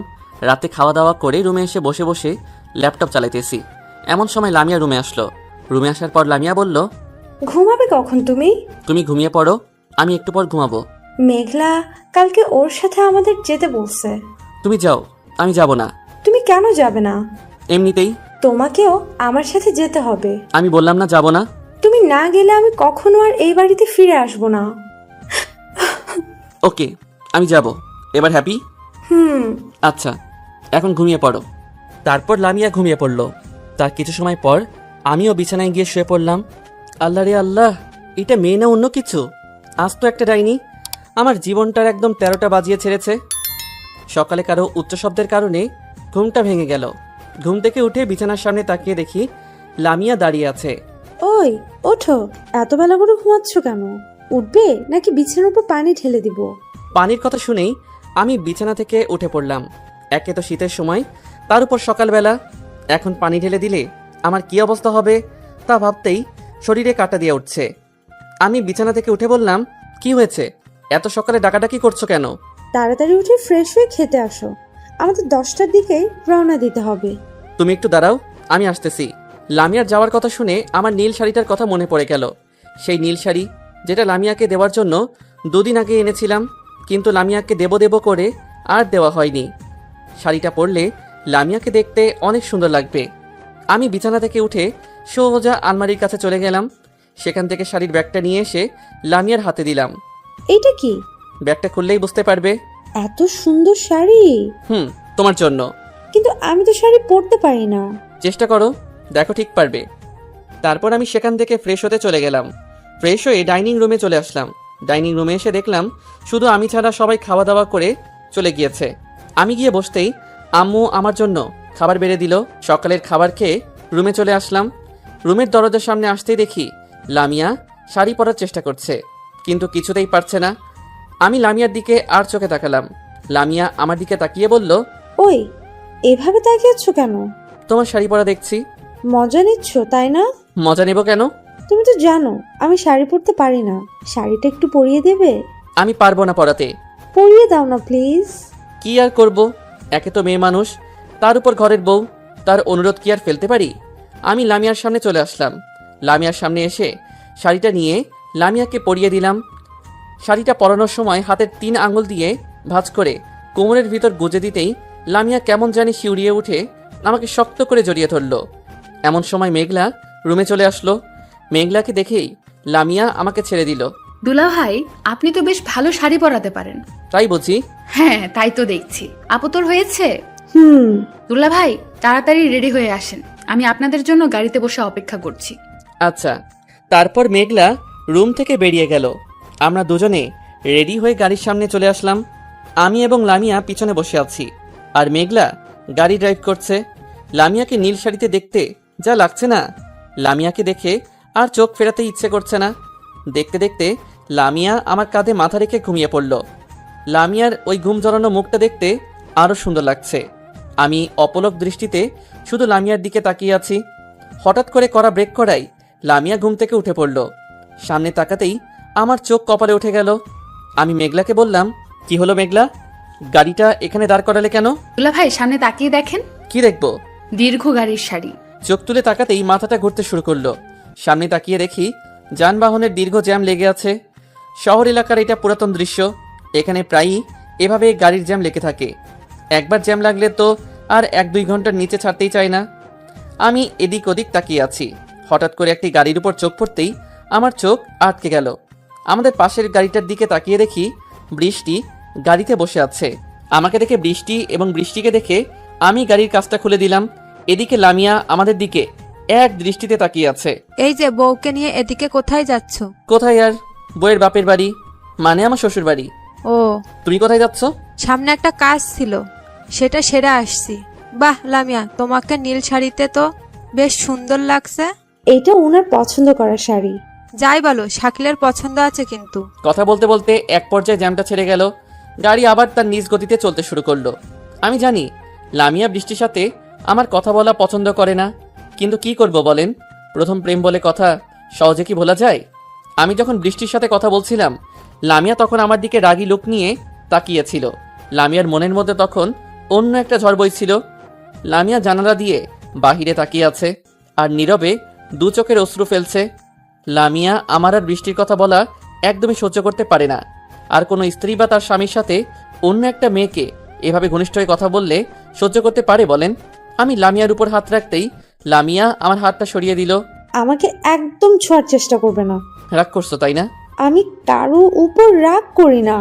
আর আমি তোমার কে যে তোমার উপর রাগ করব? তুমি আমার বিয়ে করা বউ। তুমি যদি আমাকে বউ বলেই মানতে তাহলে আর এমনটা করতে পারতে না। কেমন করলাম? তুমি সেটা ভালো করেই জানো। আর নিজের স্বামী অন্য একজনের সাথে কথা বললে কারই বা ভালো লাগে। কথাটা বলতে বলতে লামিয়ার দু চোখ বেয়ে অশ্রু নেমে আসলো। লামিয়া আমাকে শক্ত করে জড়িয়ে ধরে আরও উচ্চস্বরে কান্না করতে শুরু করলো। আমি লামিয়াকে আমার বুকে জড়িয়ে নিয়ে ওকে সান্ত্বনা দেওয়ার চেষ্টা করছি। সত্যি তো, নিজের স্বামীর সাথে অন্য একজনকে এভাবে ক্লোজভাবে কথা বলতে দেখলে কারই বা ভালো লাগবে বলেন? লামিয়াকে সান্ত্বনা দেওয়ার কোনো ভাষা যে আমার জানা নেই। দেখতে দেখতে গাড়িটা লামিয়াদের বাসার সামনে চলে আসলো। আপু তোরা যা, আমি গাড়িটা রেখে আসছি। ওকে। লামিয়া ওর দু চোখের অশ্রু মুছে রুমের সামনে এসে কলিং বেল বাজাতেই লামিয়ার মা, মানে আমার শাশুড়ি মা, এসে দরজা খুলে দিল। আমাদেরকে দেখে সে অনেক খুশি হয়েছে। কিরে মা, কেমন আছিস? আমি ভালো আছি, তোমরা কেমন আছো? আমরাও ভালো আছি। তা জামাইকে নিয়ে এভাবেই দাঁড়িয়ে থাকবি নাকি ভিতরে নিয়ে আসবি? যাচ্ছি, চলো। আমরা রুমের ভিতর ঢুকলাম। আমি জানি লামিয়ার মনের ভিতর এখনো ঝড় বইছে, কিন্তু লামিয়া সেটা প্রকাশ করছে না। বুকে পাথর বেঁধে সবকিছু সহ্য করে নিচ্ছে। রুমে এসে জিনিসপত্র রেখে ওয়াশরুমে চলে গেলাম। ফ্রেশ হয়ে আসতেই মেঘলা রুমে চলে আসলো। মেঘলা এসে বলল, আপু আম্মু তোদের খেতে ডাকছে। তুই যা, আমরা আসতেছি। তাড়াতাড়ি আসিস কিন্তু। যা। মেঘলা রুম থেকে বেরিয়ে গেল। আমি বিছানায় এসে বসে পড়লাম। লামিয়া একবার আমার দিকে তাকিয়ে আবার চোখটা নামিয়ে নিয়ে ড্রেস চেঞ্জ করার জন্য ওয়াশরুমে চলে গেল। ড্রেস চেঞ্জ করে এসে আমার দিকে তাকিয়ে বলল, চলো এবার। কোথায়? কোথায় মানে? ড্রয়িং রুমে। তুমি যাও, এখন আমার ক্ষুধা নেই। ক্ষুধা নেই মানে? খাবে, চলো বলছি। লামিয়া আমাকে এক প্রকার জোর করেই ডাইনিং রুমে নিয়ে গেল। লামিয়ার মতো এমন মায়াবী একটা বউকে রেখে অন্য মেয়ের দিকে তাকানো কি আমার ঠিক হচ্ছে? মেয়েটা আমাকে অনেক ভালোবাসে, আমার কত কেয়ার করে। আজ পর্যন্ত আমাকে না খাইয়ে ও একটা দানাও কোনোদিন মুখে দেয়নি। ওর মতো একটা লক্ষ্মী মেয়েকে রেখে অন্য মেয়ের সাথে সময় কাটানো আমার একদমই ঠিক হয়নি। আমি আর বৃষ্টির সাথে কোনো যোগাযোগই রাখবো না। বৃষ্টিকে নিয়ে আমি আর ভাববো না। লামিয়ার মতো এমন মায়াবী একটা বউকে রেখে অন্য মেয়ের দিকে তাকানো কি আমার ঠিক হচ্ছে? মেয়েটা আমাকে অনেক ভালোবাসে, আমার কত কেয়ার করে। আজ পর্যন্ত কোনো দিন আমাকে না খাইয়েও একটা দাঁড়াও মুখে তোলেনি। ওর মতো একটা লক্ষ্মী মেয়েকে রেখে অন্য মেয়ের সাথে সময় কাটানো আমার একদমই ঠিক হয় না। আমি আর বৃষ্টির কথা ভাববো না, ওর সাথে কোনো যোগাযোগও রাখবো না। এসব কথা ভাবতে ভাবতে ডাইনিং রুমে চলে আসলাম। ডাইনিং রুমে এসে লামিয়া আমার পাশের চেয়ারটাতে বসলো। মেঘলা আমাদের জন্য প্লেটে খাবার বেড়ে দিল। খাবার খাওয়ার এক পর্যায়ে হঠাৎ করে আমি বিষম খেলাম। লামিয়া গ্লাসে পানি নিয়ে আমার মুখের সামনে ধরলো। আমি একবার গ্লাসের দিকে তাকিয়ে আবার লামিয়ার মুখের দিকে তাকালাম। লামিয়ার ওই মায়াবী মুখটার দিকে তাকাতেই আমি স্বাভাবিক হয়ে গেলাম। সত্যি অন্যরকম একটা মায়া আছে লামিয়ার মুখে। রাতে বাসার ছাদে বসে আছি আর দূরের ওই মেঘাচ্ছন্ন আকাশটার দিকে তাকিয়ে আছি। দক্ষিণ দিকে ঠান্ডা হাওয়া, মেঘাচ্ছন্ন আকাশ, একটু পরপর বিদ্যুৎ চমকে চারদিকে আলো ছড়ানো, সব মিলিয়ে ভালোই লাগছিল। এমন সময় কারো কথায় পিছনে ফিরে তাকালাম। পিছনে তাকিয়ে দেখি লামিয়া দাঁড়িয়ে আছে, হাতে লাল চুড়ি, পায়ে আলতা, ঠোঁটে লিপস্টিক, সব মিলিয়ে বেশ সুন্দর লাগছে লামিয়াকে। এখানে এভাবে দাঁড়িয়ে আছো কেন? রুমে বসে ভালো লাগছিল না, তাই একটু ছাদে আসলাম। ছাদে দাঁড়িয়ে কি করছো? এই মেঘাচ্ছন্ন আকাশটাকে দেখছিলাম। রুমে চলো, আর একটু পর বৃষ্টি নেমে পড়বে। কথাটা বলার সাথে সাথে জোরে একটা বিদ্যুৎ চমকালো। লামিয়া ভয় পেয়ে আমাকে শক্ত করে জড়িয়ে ধরল। মেয়েদের হাড় দুর্বল, তাই এমনটা হয়ে থাকে। কোনো উচ্চ শব্দ পেলেই মেয়েরা চমকে ওঠে। লামিয়ার বেলায়ও তার ব্যতিক্রম হয়নি। দেখতে দেখতে আকাশের বুক থেকে হালকা হালকা বৃষ্টি নামতে শুরু করলো। এদিকে লামিয়া এখন আমাকে জড়িয়ে ধরে আছে। লামিয়া চলো রুমে যাই, আর একটু পর মুষলধারে বৃষ্টি নামতে শুরু করবে। আমি তোমার সাথে বৃষ্টিতে ভিজবো, চলো না দুজন বৃষ্টিতে ভিজি। পাগলামি করো না, বৃষ্টিতে ভিজলে তোমার জ্বর আসবে। আসুক, তাতে কি, আমি বৃষ্টিতে ভিজবো ব্যাস। ঠিক আছে তুমি ভেজো, আমি চললাম। কথাটা বলেই আমি ছাদ থেকে নিচে নেমে আসলাম। লামিয়াও আমার পিছন পিছন নিচে চলে আসলো। আমি জানতাম আমি না ভিজলে লামিয়াও ভিজবে না, আর তাছাড়া এখন ভিজলে জ্বর তো নিশ্চিতভাবে আসবে। রুমে এসে বিছানায় গিয়ে শুয়ে পড়লাম। কিছু সময় পর লামিয়াও এসে আমার পাশে শুয়ে পড়ল। আকাশের বুক চিরে মুষলধারে বৃষ্টি নামতে শুরু করলো। বাহিরের বৃষ্টি ঠান্ডা হাওয়ায় দু চোখে ঘুম চলে আসছে। হঠাৎ করে আবার বিদ্যুৎ চমকালো। লামিয়া ওর বুকের সাথে আমার বুক লাগিয়ে আমাকে শক্ত করে জড়িয়ে ধরে ঘুমিয়ে পড়ল। সকালে ঘুম থেকে উঠে দেখি লামিয়া আমার বুকের উপর মাথা রেখে ঘুমিয়ে আছে। আমি লামিয়ার মাথায় হাত বুলিয়ে দিচ্ছি আর ওর দিকে অপলক দৃষ্টিতে তাকিয়ে আছি।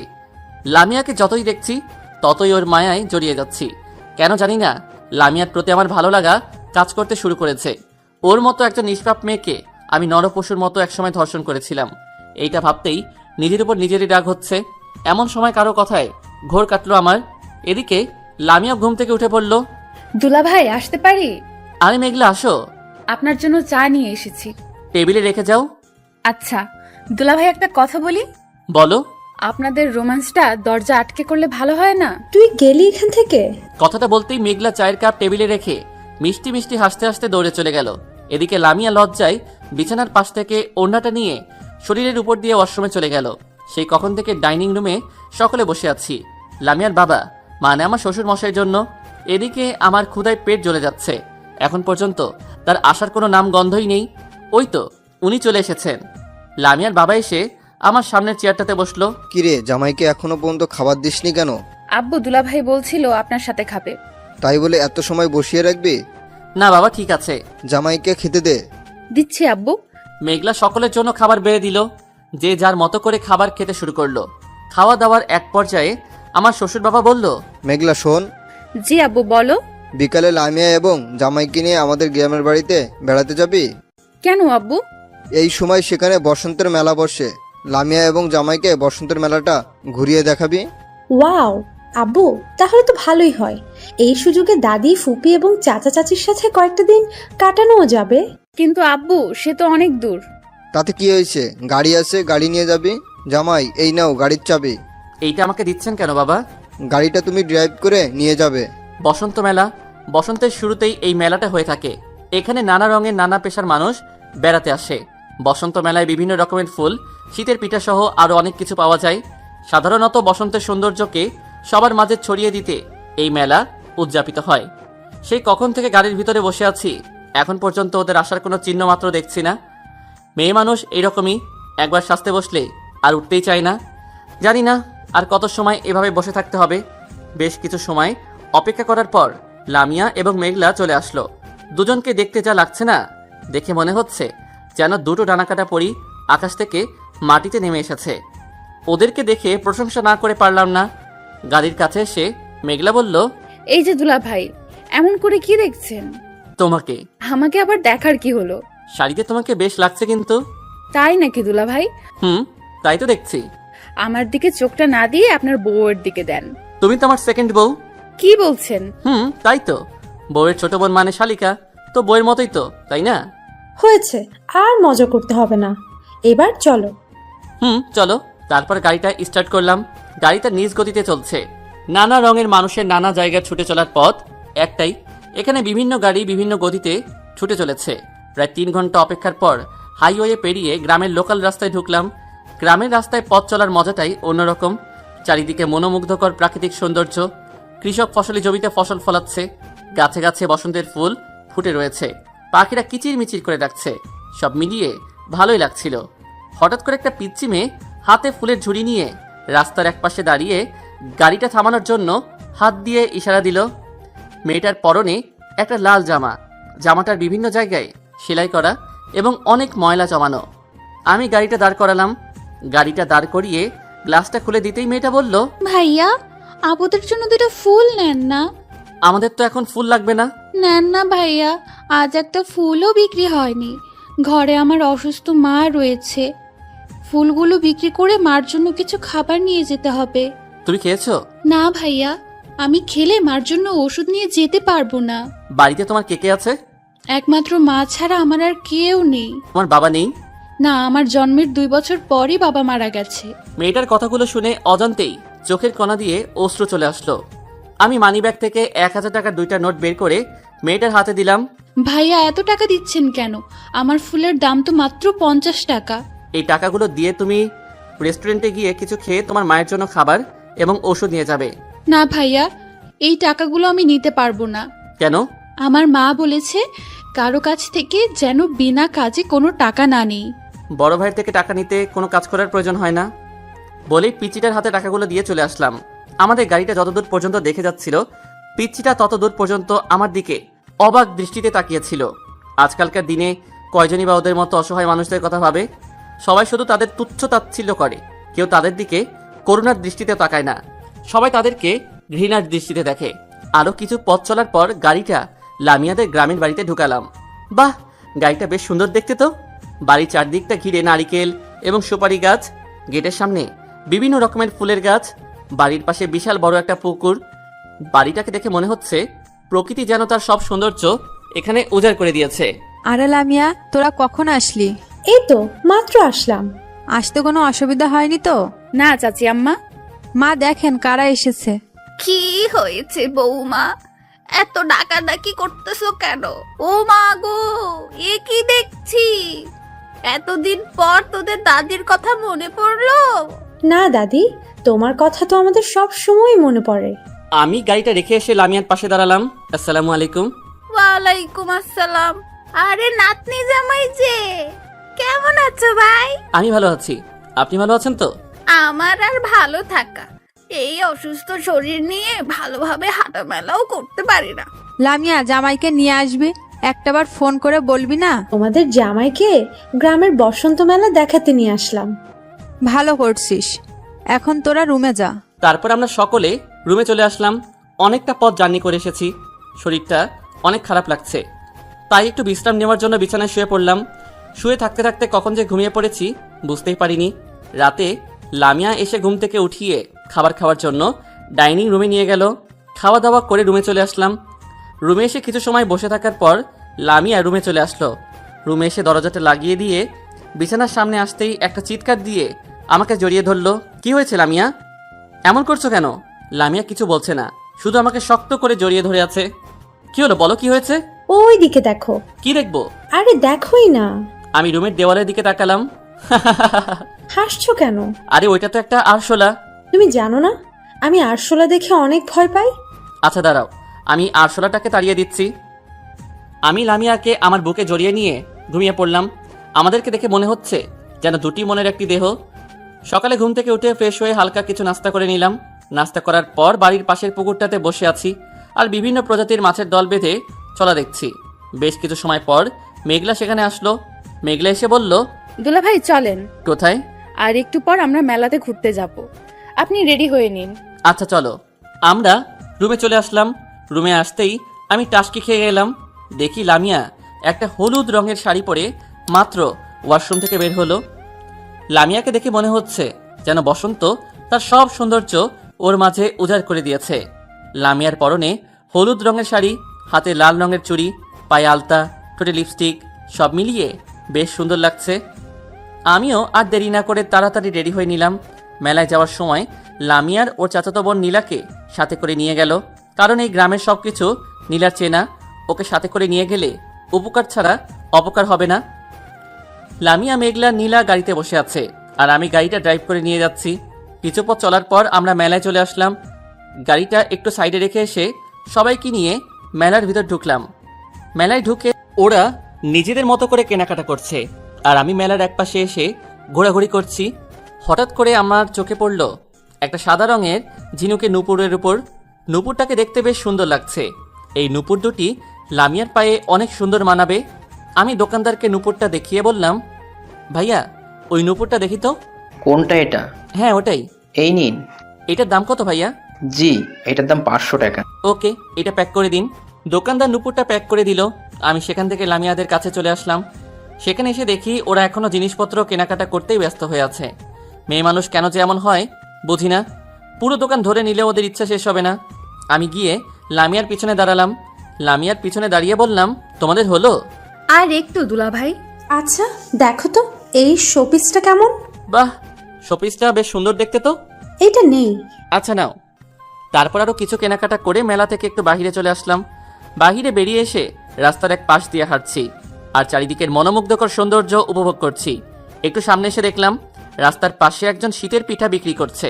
আমি লামিয়াকে বললাম, শীতের পিঠা খাবে? এখানে পিঠা কই পাবে? ওই যে সামনে তাকিয়ে দেখো। সত্যি তো, পিঠা বানিয়ে বিক্রি করছে। গ্রামে শীতের সময় পিঠা বানিয়ে বিক্রি করে। দুলা ভাই চলেন, পিঠা খাবো। চলো। আমরা সকলে পিঠার দোকানের সামনে গিয়ে দাঁড়ালাম। এক প্লেট করে মোট 4 প্লেট পিঠার অর্ডার দিলাম। পিঠাটা মুখে দিতেই অজানা এক সুখে হারিয়ে গেলাম। পিঠাগুলো খেতে বেশ মজা লাগছে। গ্রাম বাংলার পিঠা বলে কথা, এর সাথে অন্য কোনো খাবারের তুলনাই হয় না। মুখে দিতেই মনে হচ্ছে যেন অমৃত খাচ্ছি। লামিয়া একটা পিঠা আমার মুখের সামনে ধরে বলল, নাও হাঁ করো। আমি হাঁ করতেই লামিয়া পিঠাটা আমার মুখের ভিতর দিল। আমি আপন মনে পিঠাটা খেয়ে দিচ্ছি। এদিকে লামিয়ার দিকে তাকিয়ে দেখলাম লামিয়া আমার দিকে রাগি লুক নিয়ে তাকিয়ে আছে। আমার আর বুঝতে বাকি রইল না, লামিয়া চাচ্ছে আমি ওকে খাইয়ে দেই। আমি বললাম, এবার তুমি হাঁ করো। হ্যাঁ। মুখটা খুলতেই আমি পিঠাটা লামিয়ার মুখে দিলাম। পিঠাটা মুখে নিতেই লামিয়া আমার হাতে কামড় বসিয়ে দিল। আহ! কি হয়েছে দুলা ভাই? বিড়াল হাতে কামড় দিচ্ছে। কি? আমি বিড়াল? তবে রে। কথাটা বলেই লামিয়া আমাকে মারতে শুরু করলো। আমি লামিয়ার হাতটা টান দিয়ে ওকে আমার বুকে জড়িয়ে নিলাম। লামিয়া আমার থেকে ওকে ছাড়িয়ে নেওয়ার চেষ্টা করছে, কিন্তু পারছে না। এদিকে সবার দৃষ্টি আমাদের দিকে, আর আমাদের দৃষ্টি একে অপরের দিকে। এই কি, ছাড়ো আমাকে। না, ছাড়বো না। সবাই দেখছে তো। দেখুন, আমি আমার বউকে জড়িয়ে ধরেছি, তাতে কার কি? হয়েছে, আর বউয়ের অধিকার দেখানো লাগবে না, এবার চলো। আমরা সেখান থেকে গাড়ির সামনে এসে দাঁড়ালাম। তারপর গাড়িটা স্টার্ট করে মেলা থেকে বাড়িতে চলে আসলাম। বিকেলে রুমে বসে থেকে ভালো লাগছিল না, তাই একটু ছাদে চলে আসলাম। ছাদে এসে বসে আছি আর গ্রামের চারদিকের অপরূপ সৌন্দর্য দেখছি। আকাশটা আজ বেশ নীল হয়ে আছে, উত্তর দিক থেকে শীতল হাওয়া আসছে। সব মিলিয়ে বেশ ভালো লাগছিল। এমন সময় কেউ একজন আমার দু চোখ হাত দিয়ে আঁকড়ে ধরল। নিমিষেই চারদিক অন্ধকার হয়ে গেল। হাতের স্পর্শটা খুব চেনা লাগছে। আমার মনে হচ্ছে এটা লামিয়া ছাড়া অন্য কেউ না। বলো তো আমি কে? তুমি লামিয়া, তাই না? তুমি জানলে কিভাবে? কাউকে মন থেকে ভালোবাসলে তার সবকিছুই খুব চেনা লাগে। তাই বুঝি? লামিয়া বসে আছে আর আমি ওর কোলে মাথা রেখে শুয়ে রয়েছি। লামিয়া আমার মাথায় হাত বুলিয়ে দিচ্ছে আর আমি তা চেয়ে চেয়ে দেখছি। এমন সময় অন্য কারো কথায় পিছনে ফিরে তাকালাম। পিছনে তাকিয়ে দেখি নীলা দাঁড়িয়ে আছে। আমি নীলাকে দেখে উঠে বসলাম। তখন নীলা বলল, আপু, এখানে বসে কি করছো? তোমাদের গ্রামের চারপাশের পরিবেশটা দেখছিলাম। এভাবে কি সমস্ত গ্রাম দেখা যায়? আপনাদেরকে বরং অন্য একদিন সমস্ত গ্রাম ঘুরে দেখাবো, কেমন? আচ্ছা। আর হ্যাঁ, আপনাদেরকে নিচে রাখছি। তুমি যাও, আমরা আসতেছি। নীলা ছাদ থেকে নিচে চলে গেল। দূরের ওই নীল আকাশটাও যেন লামিয়ার সৌন্দর্যের কাছে হার মানবে। জানি না কেন আমার লামিয়াকে এত ভালো লাগে। সারাক্ষণ ওর মায়াবী নেশায় হারিয়ে যেতে ইচ্ছে করে। হয়তো একেই বলে ভালোবাসা। আমি লামিয়াকে বললাম, তোমার চোখ দুটো বন্ধ করো তো। কেন? আরে এত প্রশ্ন করো কেন? যা বললাম করো। আচ্ছা। লামিয়া ওর চোখ দুটো বন্ধ করলো। আমি পকেট থেকে লামিয়ার জন্য নিয়ে আসা ঝিনুকের নূপুর জোড়া বের করে লামিয়ার সামনে ধরে বললাম, এবার চোখটা খোলো। ওয়াও, এত সুন্দর নূপুর! কার জন্য? আমার জন্য বুঝি? হ্যাঁ, শুধু তোমার জন্য। তোমার পা দুটো দাও তো। কেন? এই নূপুর জোড়া আমি তোমার পায়ে পরিয়ে দেই। লামিয়া ওর পা দুটো আমার সামনে ধরলো। আমি আলতো করে নিজ হাতে নূপুরটা লামিয়াকে পরিয়ে দিলাম। নূপুরটা যেন লামিয়ার সৌন্দর্যকে আরো দ্বিগুণ বাড়িয়ে দিল। নীল শাড়ি, ঠোঁটে হালকা লিপস্টিক, পায়ে ঝিনুকের নূপুর, সব মিলিয়ে বেশ লাগছে। কিন্তু লামিয়াকে দেখে এখন ডাবল ক্রাশ খেলাম। আরও কিছু সময় ছাদে কাটানোর পর নিচে চলে আসলাম। নিচে এসে দেখি অনেকজন একসাথে ড্রয়িং রুমে বসে আছে। দেখে মনে হচ্ছে হয়তো নীলাকে দেখতে এসেছে। আমরা সিঁড়ি বেয়ে নামতেই লামিয়ার চাচা ডাক দিল, লামিয়া, জামাইকে নিয়ে এদিকে আয়। জি চাচু। এনারা সবাই নীলাকে দেখতে এসেছে, তুই নীলাকে একটু ভালো করে সাজিয়ে নিয়ে আয় তো। আচ্ছা চাচু। এটা হলো আমাদের বাড়ির বড় জামাই। জামাই, তুমি দাঁড়িয়ে আছো কেন? বসো। আমি সকলের সাথে বসে আছি। এদিকে লামিয়া নীলাকে সাজিয়ে আনতে চলে গেল। বেশ কিছু সময় পর লামিয়া নীলাকে নিজ হাতে সাজিয়ে নিয়ে আসলো। লামিয়া নিজে সাজার পাশাপাশি অন্য কেউ অনেক সুন্দর করে সাজিয়ে দিতে পারে। দেখাদেখির পর্ব শেষ করে সামনে শুক্রবার বিয়ে ঠিক করা হলো। রাতে আমি বারান্দার গ্রিল ধরে দাঁড়িয়ে ওই দূর আকাশের 4টার দিকে তাকিয়ে আছি আর লামিয়াকে ধর্ষণ করার কথাগুলো ভাবছি। আমি যদি নেশা না করতাম তবে আজ লামিয়াকে ধর্ষিতা হয়ে বাঁচতে হতো না একজন ধর্ষকের স্ত্রী হয়ে। পৃথিবীতে সবচেয়ে বেশি কষ্টের হলো ধর্ষিতা হয়ে জীবন ধারণ করা। আমার একটা বড় ভুলের জন্য আজ লামিয়াকে ধর্ষিতা হয়ে বাঁচতে হচ্ছে। এসব কথা ভাবতে ভাবতে কখন যে দু চোখের কোণা দিয়ে পানি চলে এসেছে বুঝতেই পারিনি। এমন সময় কারো কথায় বাস্তবে ফিরলাম। দরজার সামনে তাকিয়ে দেখি লামিয়া দাঁড়িয়ে আছে। এখানে দাঁড়িয়ে কি করছো? তেমন কিছু না, দূর আকাশের ওই 4টাকে দেখছিলাম। তোমার চোখে পানি কেন? এইদিকে অনেক সময় তাকিয়েছিলাম তো, তাই হয়তো চোখের কোণায় পানি চলে এসেছে। আচ্ছা, তোমার রাতের তারা দেখতে কেমন লাগে? অনেক ভালো। আজকে সারা রাত আমরা বারান্দায় বসে তারা দেখতে দেখতে কাটাবো। তুমি দেখো, আমার খুব ঘুম পাচ্ছে, আমি ঘুমাবো। ঠিক আছে, যাও, তোমাকে থাকতে হবে না। আমি তোমার কে যে তুমি আমার কথা শুনবে? কথাটা বলে লামিয়া রাগী লুক নিয়ে অন্যদিকে ঘুরে রইল। ওর দুচোখ দেখে মনে হচ্ছে আর কিছু সময় পর দুচোখ দিয়ে অশ্রু ঝরতে শুরু করবে। আমি একটু সামনের দিকে এগিয়ে ডান হাত দিয়ে লামিয়াকে আমার বুকের উপর রেখে বললাম, রাগ করছো? না, আমি কি কারোর সাথে রাগ করতে পারি? আমি তো তোমার সাথে মজা করলাম। আজ সারা রাত আমরা এখানে কাটাবো। সত্যি? আচ্ছা, আমি যদি মরে যাই তবে তুমি কি করবে? এই সব কথা ভুলেও মুখে আনবে না। লামিয়া আমার বুকে মাথা রেখে আমাকে জড়িয়ে ধরে বসে আছে। আমি জানি যদি আমি এখন লামিয়ার সাথে থাকতে রাজি না হতাম তবে লামিয়া সারাটা রাত কান্না করত। লামিয়াকে বড্ড বেশি ভালোবেসে ফেলেছি। ভালোই লাগে ওর ওই দুষ্টু মিষ্টি খুনসুটিগুলো। ধীরে ধীরে ওর মায়ায় নিজেকে সম্পূর্ণ জড়িয়ে ফেলেছি। সারাটা জীবন ওর মায়ায় নিজেকে জড়িয়ে রাখতে চাই। কথাগুলো বলতে বলতে কখন যে লামিয়া ঘুমিয়ে পড়েছে বুঝতেই পারিনি। আমি লামিয়াকে কোলে তুলে নিয়ে এসে খাটে শুয়ে দিলাম। লামিয়াকে শুয়ে রেখে ওর পাশে আমিও শুয়ে পড়লাম। সকালে ঘুম থেকে উঠে দেখি লামিয়া রুমে নেই। কিছু সময় পর লামিয়া শাওয়ার নিয়ে বেরিয়ে আসলো। লামিয়াকে দেখে আর লোভ সামলে রাখতে পারলাম না। লামিয়া আমার কাছে আসতেই ওকে টান দিয়ে আমার বুকের উপর ফেলে দিলাম। কি করছো? ছাড়ো, আমি এইমাত্র শাওয়ার নিয়ে আসলাম। এখন কিচ্ছু করো না প্লিজ। আমি লামিয়ার কোনো কথাই শুনছি না, শুধু আমার ঠোঁট দুটাকে লামিয়া ঠোঁটের সামনে নিয়ে যাচ্ছি। আমার ঠোঁট লামিয়ার ঠোঁটের সামনে নিতেই ওর নিঃশ্বাস দ্বিগুণ বেড়ে গেল। লামিয়া আমাকে ধাক্কা দিয়ে নিজেকে ছাড়িয়ে দৌড়ে পালিয়ে গেল। ইস, আর একটু হলেই লামিয়ার ঠোঁটের স্বাদ নিতে পারতাম। একটু সময়ের জন্য সুযোগটা মিস হয়ে গেল। বিকেলে আমি লামিয়াকে নিয়ে গ্রামের আঁকাবাঁকা পথ ধরে হাঁটছি আর গ্রামের অপরূপ সৌন্দর্য উপভোগ করছি। দেখতে দেখতে অনেকটা পথ একসাথে চললাম। আরো কিছু পথ চলার পর লামিয়া বলল, আমাকে একটু কোলে তুলে নাও। লোকে কি ভাববে? কেউ কিছুই ভাববে না। নাও না প্লিজ। আমি পারবো না। যাও, নিতে হবে না। কথাটা বলেই লামিয়া দ্রুত হাঁটতে শুরু করলো। লামিয়ার সামনে আর আমি ওর পিছনে হাঁটতেছি। কিছু পথ চলার পর লামিয়া নিমিষেই মাথা ঘুরে মাটিতে পড়ে গেল। আমি লামিয়ার এমন অবস্থা দেখে থমকে দাঁড়ালাম। লামিয়া দ্রুত হাঁটতে শুরু করলো। লামিয়ার সামনে আর আমি ওর পিছনে হাঁটতেছি। কিছু পথ চলার পর লামিয়া নিমিষেই মাথা ঘুরে মাটিতে পড়ে গেল। আমি লামিয়ার এমন অবস্থা দেখে থমকে দাঁড়ালাম। দৌড়ে লামিয়ার কাছে চলে আসলাম। লামিয়ার এমন অবস্থা দেখে বুকের বাম পাশটা কেঁপে উঠল। আমি বললাম, লামিয়া, কি হয়েছে তোমার? ওঠো, এমন করে মাটিতে পড়ে গেলে কেন?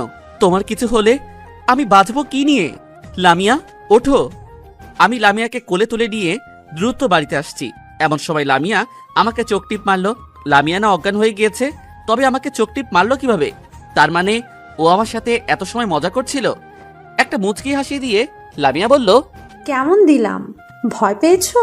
এমন মজা করার কোনো মানে হয়? যত সব আজাইরা। কথাটা বলেই আমি লামিয়াকে ছেড়ে দিলাম। লামিয়াকে ছেড়ে দিতেই ও সোজা মাটিতে পড়ে গেল। আমি সেখান থেকে হাঁটতে শুরু করলাম। মাটিতে পড়েই লামিয়া বলল, ও মা গো, আমার কোমরটা মনে হয় ভেঙে গেল। আমি লামিয়ার কথায় কান্না দিয়ে হেঁটেই চলেছি। কিছু দূর যাওয়ার পর লামিয়া দৌড়ে এসে আমাকে পেছন থেকে জড়িয়ে ধরল। আমি লামিয়াকে সরিয়ে নেওয়ার চেষ্টা করছি, কিন্তু লামিয়া ছাড়ছেই না, শুধু আমাকে শক্ত করে জড়িয়ে ধরে আছে।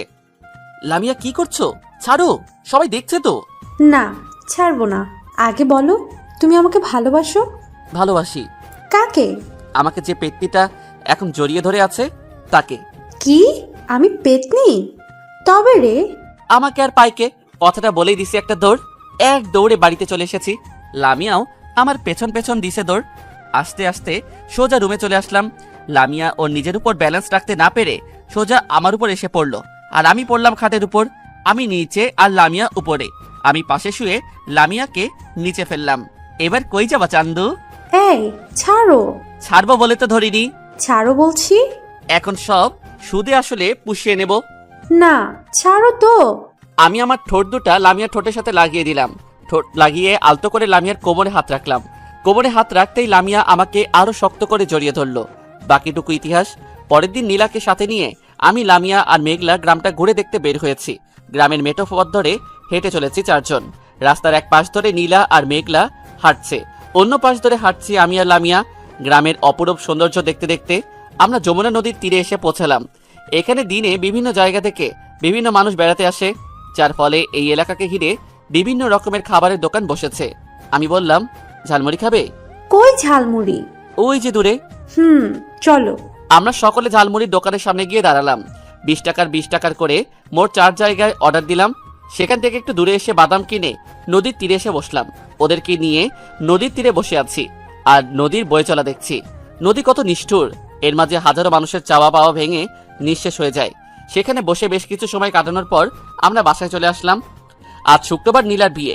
নীলার বিয়ের জন্য বাড়িতে অনেক আত্মীয় স্বজন এসেছে। লামিয়ার বাবা মাও এই বিয়েতে এসেছে। সবাই যার যার মতো করে ব্যস্ত হয়ে পড়েছে। বাড়ির চারদিকে লাইটের আলোতে ঝলমল করছে। আর কিছু সময় পর বর চলে আসবে। আমি লামিয়াকে নিয়ে বাহির থেকে ভেতরে আসছি। লামিয়ার পরনে লাল শাড়ি আর আমি সাদা একটা পাঞ্জাবি পরে আছি। আমার পাঞ্জাবি পরতে তেমন ভালো লাগে না, কিন্তু কি বা করব বলেন, বউ বলে কথা, তার কথা তো আর ফেলতে পারি না। পাঞ্জাবিটা পরেছি লামিয়ার কথায়। পরনে লাল শাড়ি, হাতে নীলচড়ি, পায়ে আলতা, ঠোঁটে লিপস্টিক, সব মিলিয়ে লামিয়াকে বেশ লাগছে। কিন্তু লামিয়া ওর বাম হাত দিয়ে আমার ডান হাত আঁকড়ে ধরে হাঁটছে। কিছু পথ চলার পর লামিয়া আমার হাতটা ছেড়ে দিল। হাতটা ছেড়ে দিতেই লামিয়া মাটিতে পড়ে যাচ্ছিল। আমি লামিয়ার হাতটা আঁকড়ে ধরলাম। হাতটা ধরতেই লামিয়া আমার বুকে ঢলে পড়ল। লামিয়া, কি হচ্ছে সব? সবাই দেখছে কিন্তু। এখন ওইসব ফাজলামি বাদ দাও, তুমি আমার কথা বোঝো না? লামিয়া ছাড়ো।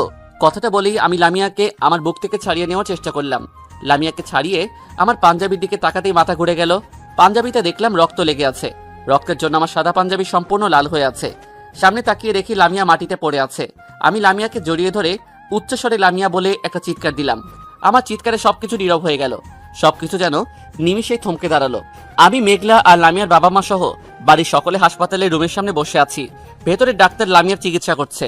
লামিয়ার কোনো কিছু হয়ে গেলে আমি নিজেকে ক্ষমা করতে পারবো না। এদিকে আব্বু আম্মুকেও ফোন করে দিয়েছি, ওনারা কিছু সময়ের মাঝে চলে আসবে। একটু পর ডাক্তার সাহেব মন খারাপ করে মাথা নিচু করে রুম থেকে বেরিয়ে আসলো। বেরিয়ে এসে ডাক্তার যা বলল তার শোনার মতো অবস্থায় আমি ছিলাম না। হাতে লামিয়ার চিকিৎসার ফাইল নিয়ে আমাদের সামনে এসে দাঁড়ালো। তখন আমি বললাম, ডাক্তার, লামিয়ার কি হয়েছে? ওনার ব্লাড ক্যান্সার ধরা পড়েছে। রোগটা অনেক আগে থেকে ওনার সমস্ত শরীরকে গ্রাস করে নিয়েছে। এর জন্য জটিল একটা অপারেশন করতে হবে। অপারেশনটাতে রোগীর প্রাণ সংশয়েরও ঝুঁকি রয়েছে। যত টাকা লাগে আমি দেবো, তবুও প্লিজ আমার মেয়েটাকে সুস্থ করে তুলুন। আমরা আমাদের যথাসাধ্য চেষ্টা করব। বলেই ডাক্তার সাহেব চলে গেল। আমি সেখান থেকে রুমের ভেতরে ঢুকলাম। ভেতরে ঢুকে দেখলাম লামিয়া ডান দিকে ঘুরে শুয়ে রয়েছে। আমাকে দেখে লামিয়া উঠতেছিল। আমি লামিয়াকে শুইয়ে দিয়ে ওর ডান হাতটা আমার হাতের মাঝে রেখে ওর হাতটা শক্ত করে আঁকড়ে ধরলাম। ওর হাতটা ধরতেই আমার দু চোখে পানি চলে আসলো। কি হয়েছে? তুমি কাঁদছো কেন? ডাক্তার সাহেব কি বললো? কি হয়েছে আমার? তেমন কিছুই না, অতিরিক্ত চিন্তার কারণে মাথা ঘুরে পড়ে গিয়েছিলে। কোন রকমে দু চোখের পানি মুছে কথাগুলো বললাম। এখন যদি লামিয়াকে সত্যি কথাটা বলি তবে ও নিজেকে ঠিক রাখতে পারবে না, কান্নায় ভেঙে পড়বে হয়তো, যার ফলে ওর রোগটা আরো বেড়ে যেতে পারে। কিছু সময় নীরব থাকার পর লামিয়া বলল, একজন মৃত্যু পথযাত্রীর কাছেও মিথ্যা কথা বলছো? আমি দরজার আড়াল থেকে সব শুনেছি। আমার ব্লাড ক্যান্সার হয়েছে। আমি আর বেশি দিন এই পৃথিবীতে থাকবো না। লামিয়া চুপ, আর কখনো এইসব কথা বলবে না। আমি তোমার কোনো কিছুই হতে দেব না। কথাটা বলেই আমি লামিয়াকে জড়িয়ে ধরলাম। লামিয়াকে জড়িয়ে ধরে একাধারে দু চোখের পানি ফেলছি। লামিয়াও আমাকে জড়িয়ে ধরে কান্না করছে। এমন সময় আব্বু আম্মু সহ সকলে রুমে চলে আসলো। তাদেরকে দেখে লজ্জায় লামিয়া আমাকে ছেড়ে দিল। তখন আব্বু বলল, লামিয়া এখন কেমন লাগছে? এখন একটু ভালো লাগতেছে। শাকিল, ডাক্তার এই ওষুধগুলো আনতে বলছিল, এখন গিয়ে একটু নিয়ে আসবি? আচ্ছা দিন। বাবার হাত থেকে প্রেসক্রিপশনটা নিয়ে বাহিরে চলে আসলাম। বাহিরে এসে সোজা হাসপাতালের ওষুধের দোকানের সামনে আসলাম। সেখানে এসে প্রেসক্রিপশনটা দেখিয়ে বললাম, এই ওষুধগুলো দেন তো। সরি স্যার, ওই ওষুধটা আমার কাছে নেই। তাহলে এইগুলো কোথায় পাবো? মোড়ের ওই দোকানটাতে পেয়ে যাবেন। ঠিক আছে। আমি সেখান থেকে মোড়ের দোকানে এসে ওষুধগুলো নিয়ে বাজার থেকে কিছু ফল নিয়ে লামিয়ার রুমে ঢুকলাম। রুমের ভিতর ঢুকে দেখি লামিয়া এখন ঘুমিয়ে আছে। তাই আর ওর ঘুম না ভাঙিয়ে ওষুধগুলো রেখে চলে আসতেছি। এমন সময় লামিয়া আমার হাতটা ধরে টান দিল। আমি পিছনে ফিরে তাকাতেই লামিয়া বলল, কোথায় যাচ্ছ? কোথাও না তো। আমাকে ছেড়ে তুমি কোথাও যেও না প্লিজ। আচ্ছা, যাব না। আমি লামিয়ার পাশে বসলাম। বসে টেবিলে রাখা একটা ফল কাটলাম। ফলটা কেটে লামিয়াকে নিজ হাতে খাইয়ে দিলাম। ফলগুলো খাওয়ানোর পর ডাক্তারের পরামর্শ অনুযায়ী ওষুধগুলো খাইয়ে দিলাম। আমি লামিয়ার মাথায় হাত বুলিয়ে দিচ্ছি আর নীরবে দু চোখের অশ্রু ফেলেই চলেছি। মাথায় হাত বুলিয়ে দিতে দিতে কখন যে ঘুমিয়ে পড়েছি বুঝতেই পারিনি। সকালে ঘুম থেকে উঠে দেখি লামিয়া এখনো ঘুমিয়ে আছে আর আমি ওর বুকের উপর মাথা রেখে ঘুমিয়েছিলাম। ঘুম থেকে উঠে একটু দূরে তাকিয়ে দেখি বাড়ির সকলে আড়াআড়ি করে ঘুমিয়ে রয়েছে। একটু সময় পর সূর্য উকি দিয়ে উঠল। আমি বাইরে গিয়ে পাশের রেস্টুরেন্ট থেকে সকলের জন্য খাবার নিয়ে আসলাম। খাবার নিয়ে এসে দেখি সকলে ঘুম থেকে মাত্র উঠেছে, কিন্তু লামিয়া এখনো ঘুমিয়ে আছে। আমি খাবারের প্যাকেটগুলো রেখে লামিয়ার পাশে গিয়ে বসলাম। ওর পাশে গিয়ে কিছু সময় বসে থাকার পর লামিয়া ঘুম থেকে উঠে পড়ল। বিকেলে ডাক্তার সাহেব লামিয়ার রুমে আসলো। লামিয়ার রুমে এসে ডাক্তার বলল, রোগীর অবস্থা বর্তমানে অনেকটা পরিবর্তন হয়েছে। আপনারা এখন এনাকে বাড়িতে নিয়ে যেতে পারেন। পরে আমরা অপারেশনের তারিখ আপনাদের জানিয়ে দেব। তখন আপনারা রোগীকে নিয়ে চলে আসবেন, কেমন? ঠিক আছে ডাক্তার। আমরা সকলে লামিয়াকে নিয়ে বাসায় চলে আসলাম। আল্লাহ, লামিয়ার যদি কিছু একটা হয়ে যায় তবে আমি বাঁচবো কিভাবে? আমি তো একটা মুহূর্ত লামিয়াকে ছাড়া চলতে পারবো না। লামিয়া যদি সত্যি মারা যায় তবে? না, আমি এসব কি ভাবছি? লামিয়ার কিছুই হবে না, আমি ওর কিছুই হতে দেব না। হে আল্লাহ, তুমি প্লিজ আমার থেকে লামিয়াকে আলাদা করে দিও না। ওকে ছাড়া যে আমার জীবন একেবারেই অচল। বারান্দার গ্রিলে হাত দিয়ে ওইসব কথা ভাবছি আর নীরবে চোখের পানি ফেলেছি। এমন সময় কাঁধের উপর কারো হাতের স্পর্শ অনুভব করলাম। কাঁধে হাত রাখতে আমি চমকে উঠলাম। পিছনে তাকিয়ে দেখি আব্বু দাঁড়িয়ে আছে। কিরে, তোর চোখে পানি কেন? কিছু না আব্বু, এক দৃষ্টিতে সামনে তাকিয়ে আছি তাই হয়তো। তুই সবার চোখকে ফাঁকি দিতে পারলেও আমার চোখকে ফাঁকি দিতে পারবি না। চিন্তা করিস না, লামিয়ার কিচ্ছু হবে না, আমরা ওর কিছু হতেই দেব না। তাই যেন হয় আব্বু। কথাটা বলে আমি আব্বুকে শক্ত করে জড়িয়ে ধরিয়ে কান্না করে ফেললাম। আব্বু আমাকে জড়িয়ে ধরে নীরবে দু চোখের অশ্রু ফেলছে। এই মুহূর্তে লামিয়া রুমে চলে আসলো। লামিয়াকে দেখেই দু চোখের অশ্রু মুছে ফেললাম। আমাদের দিকে কিছু সময় তাকিয়ে থাকার পর লামিয়া বলল, আব্বু, আপনি এখানে আর আমি আপনাকে সারা বাড়ি খুঁজে বেড়াচ্ছি। কেন বৌমা? আজ আমি নিজের হাতে সব রান্না করেছি আপনাদের সবাইকে খাওয়াবো বলে। খাবো তো, আমার মায়ের হাতের রান্না বলে কথা। আজ আমি পেট পুড়ে খাবো। এই যে, তুমিও দাঁড়িয়ে থেকো না, খাবে, চলো। আমরা সকলে খাবার টেবিলে চলে আসলাম। লামিয়া আমাদের সকলের জন্য খাবার বেড়ে দিল। আমি খাবার নিয়ে টেবিলে বসে খাবারের প্লেটের ভিতর হাত রেখে আঙুল দিয়ে আওড়াচ্ছি আর একাধারে লামিয়ার দিকে তাকিয়ে আছি। আল্লাহ, তুমি এত নিষ্ঠুর কি করে হলে? ওর মতো এমন মায়াবিনী একটা মেয়েকে কেন এত কষ্ট দিচ্ছ? তুমি ওর রোগটা আমাকে দিলে না কেন? আমি তো একজন ধর্ষক। তোমার শাস্তি দেওয়ার হয়তো আমাকে দিতে, ওকে কেন এমন শাস্তি দিচ্ছ? তুমি ওকে সম্পূর্ণ সুস্থ করে দাও প্লিজ। লামিয়াকে আমার থেকে আলাদা করে দিও না। খাবারের প্লেট সামনে নিয়ে এইসব কথা ভাবছি। এমন সময় লামিয়ার কথায় বাস্তবে ফিরলাম। তুমি এমন করে কি ভাবছো? কই কিছু না তো। বেশি সময় খাবার সামনে নিয়ে বসে থাকতে হয় না, তাড়াতাড়ি খেয়ে নেও। খাচ্ছি। আমি কিছুটা খাবার খেয়ে হাত ধুয়ে রুমে চলে আসলাম।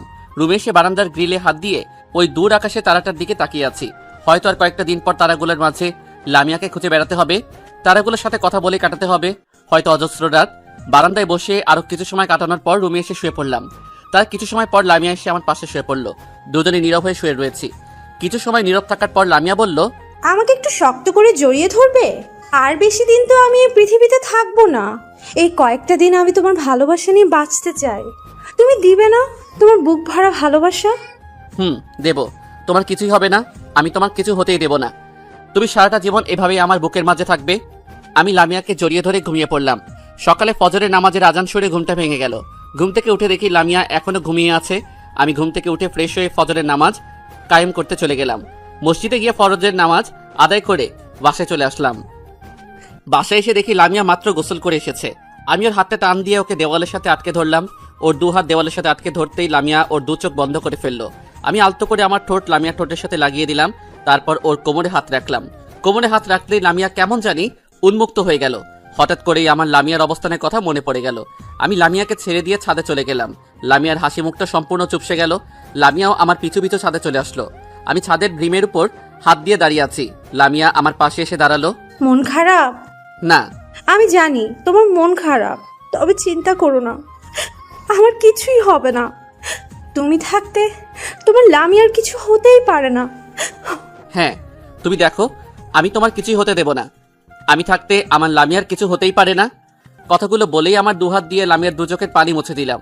ওর দু চোখের পানি মুছে ওকে শক্ত করে আমার বুকে জড়িয়ে নিলাম। এইভাবেই কাটতে থাকলো সময়, পেরিয়ে যেতে থাকলো দিনের পর দিন। কয়েকদিন পর আজ লামিয়ার অপারেশন। সবাই দোয়া করবেন ওর জন্য, লামিয়া যেন সম্পূর্ণ সুস্থ হয়ে বাসায় ফিরতে পারে। আব্বু আম্মু, লামিয়ার বাবা মা, মেঘলা সহ বাড়ির সকলে অপারেশন রুমের সামনে বসে আছে। আর আমি ওই দূর একটা সিটে বসে লামিয়ার জন্য আল্লাহর নিকট প্রার্থনা করছি। ভিতরে লামিয়ার অপারেশন চলছে। এমন সময় আসরের নামাজের আজান কানে আসলো। আমি হাসপাতালের রুম থেকে দৌড়ে লিফটের সামনে আসলাম। লিফট থেকে নেমে সোজা মসজিদের সামনে চলে গেলাম। মসজিদে এসে আল্লাহর কাছে প্রার্থনা করলাম, হে আল্লাহ, আজ পর্যন্ত আমি তোমার কাছে কিছু চাইনি। আজ শুধু একটা জিনিস চাইতেছি, তুমি আমার থেকে আমার হৃৎপিণ্ডকে আলাদা করে দিও না। ওকে আমার বুকে ফিরিয়ে দাও। ওর কিছু হয়ে গেলে আমি বাঁচবো না। লামিয়া আমার নিঃশ্বাস, আমার বিশ্বাস, আমার ভালোবাসা। প্লিজ তুমি ওকে আমার থেকে দূরে সরে নিও না। আমি মসজিদ থেকে হাসপাতালে চলে আসলাম। সেখানে এসে দেখি এখনো লামিয়ার অপারেশন চলছে। বেশ কিছু সময় পর ডাক্তার মন খারাপ নিয়ে মাথা নিচু করে অপারেশন রুম থেকে বেরিয়ে আসলো। কি হয়েছে ডাক্তার? সরি, আমরা ওনাকে বাঁচাতে পেরেছি। রোগী এখন সম্পূর্ণ সংখ্যামুক্ত। এটাই প্রথম রোগী যে ব্লাড ক্যান্সারের মতো একটা মারাত্মক রোগ নিয়েও বেঁচে ফিরেছে। ধন্যবাদ ডাক্তার, আপনাকে অসংখ্য ধন্যবাদ। আমরা সেখান থেকে অপারেশন রুমে ঢুকলাম। অপারেশন রুমে ঢুকে দেখি লামিয়া বেডে শুয়ে রয়েছে। আমি গিয়ে লামিয়ার পাশে বসলাম। ওকে দেখেই আমার দু চোখে অশ্রু চলে আসলো। তবে এটা কষ্টের অশ্রু না, এটা হলো আনন্দের অশ্রু। এমন সময় লামিয়া বলল, তুমি কাঁদছো কেন? তুমি বেঁচে থাকতে তোমার লামিয়ার কিছু হতেই পারে না। আমাকে ছেড়ে কোথাও যাবে না তো? না, আমি তোমাকে ছেড়ে কোথাও যাব না। কথাটা বলেই লামিয়া আমাকে জড়িয়ে ধরলো। আমাদের এমন অবস্থা দেখে সবাই মিষ্টি মিষ্টি করে হাসতে হাসতে রুম থেকে বেরিয়ে গেল। লামিয়া ছাড়ো, সবাই দেখছে কিন্তু। কই, কারা দেখছে? সবাই তো চলে গিয়েছে। ওই যে আমার প্রিয় বন্ধুরা দেখছে তো। দেখুক, ওনারা তো তোমার কলিজা। ওনারা দেখলে সমস্যা কি? কথাটা বলেই আমিও লামিয়াকে শক্ত করতে আমার বুকে জড়িয়ে নিলাম। ওকে এখন বুকে জড়িয়ে নিয়ে যেন পৃথিবীর সব সুখ একসাথে অনুভব করলাম।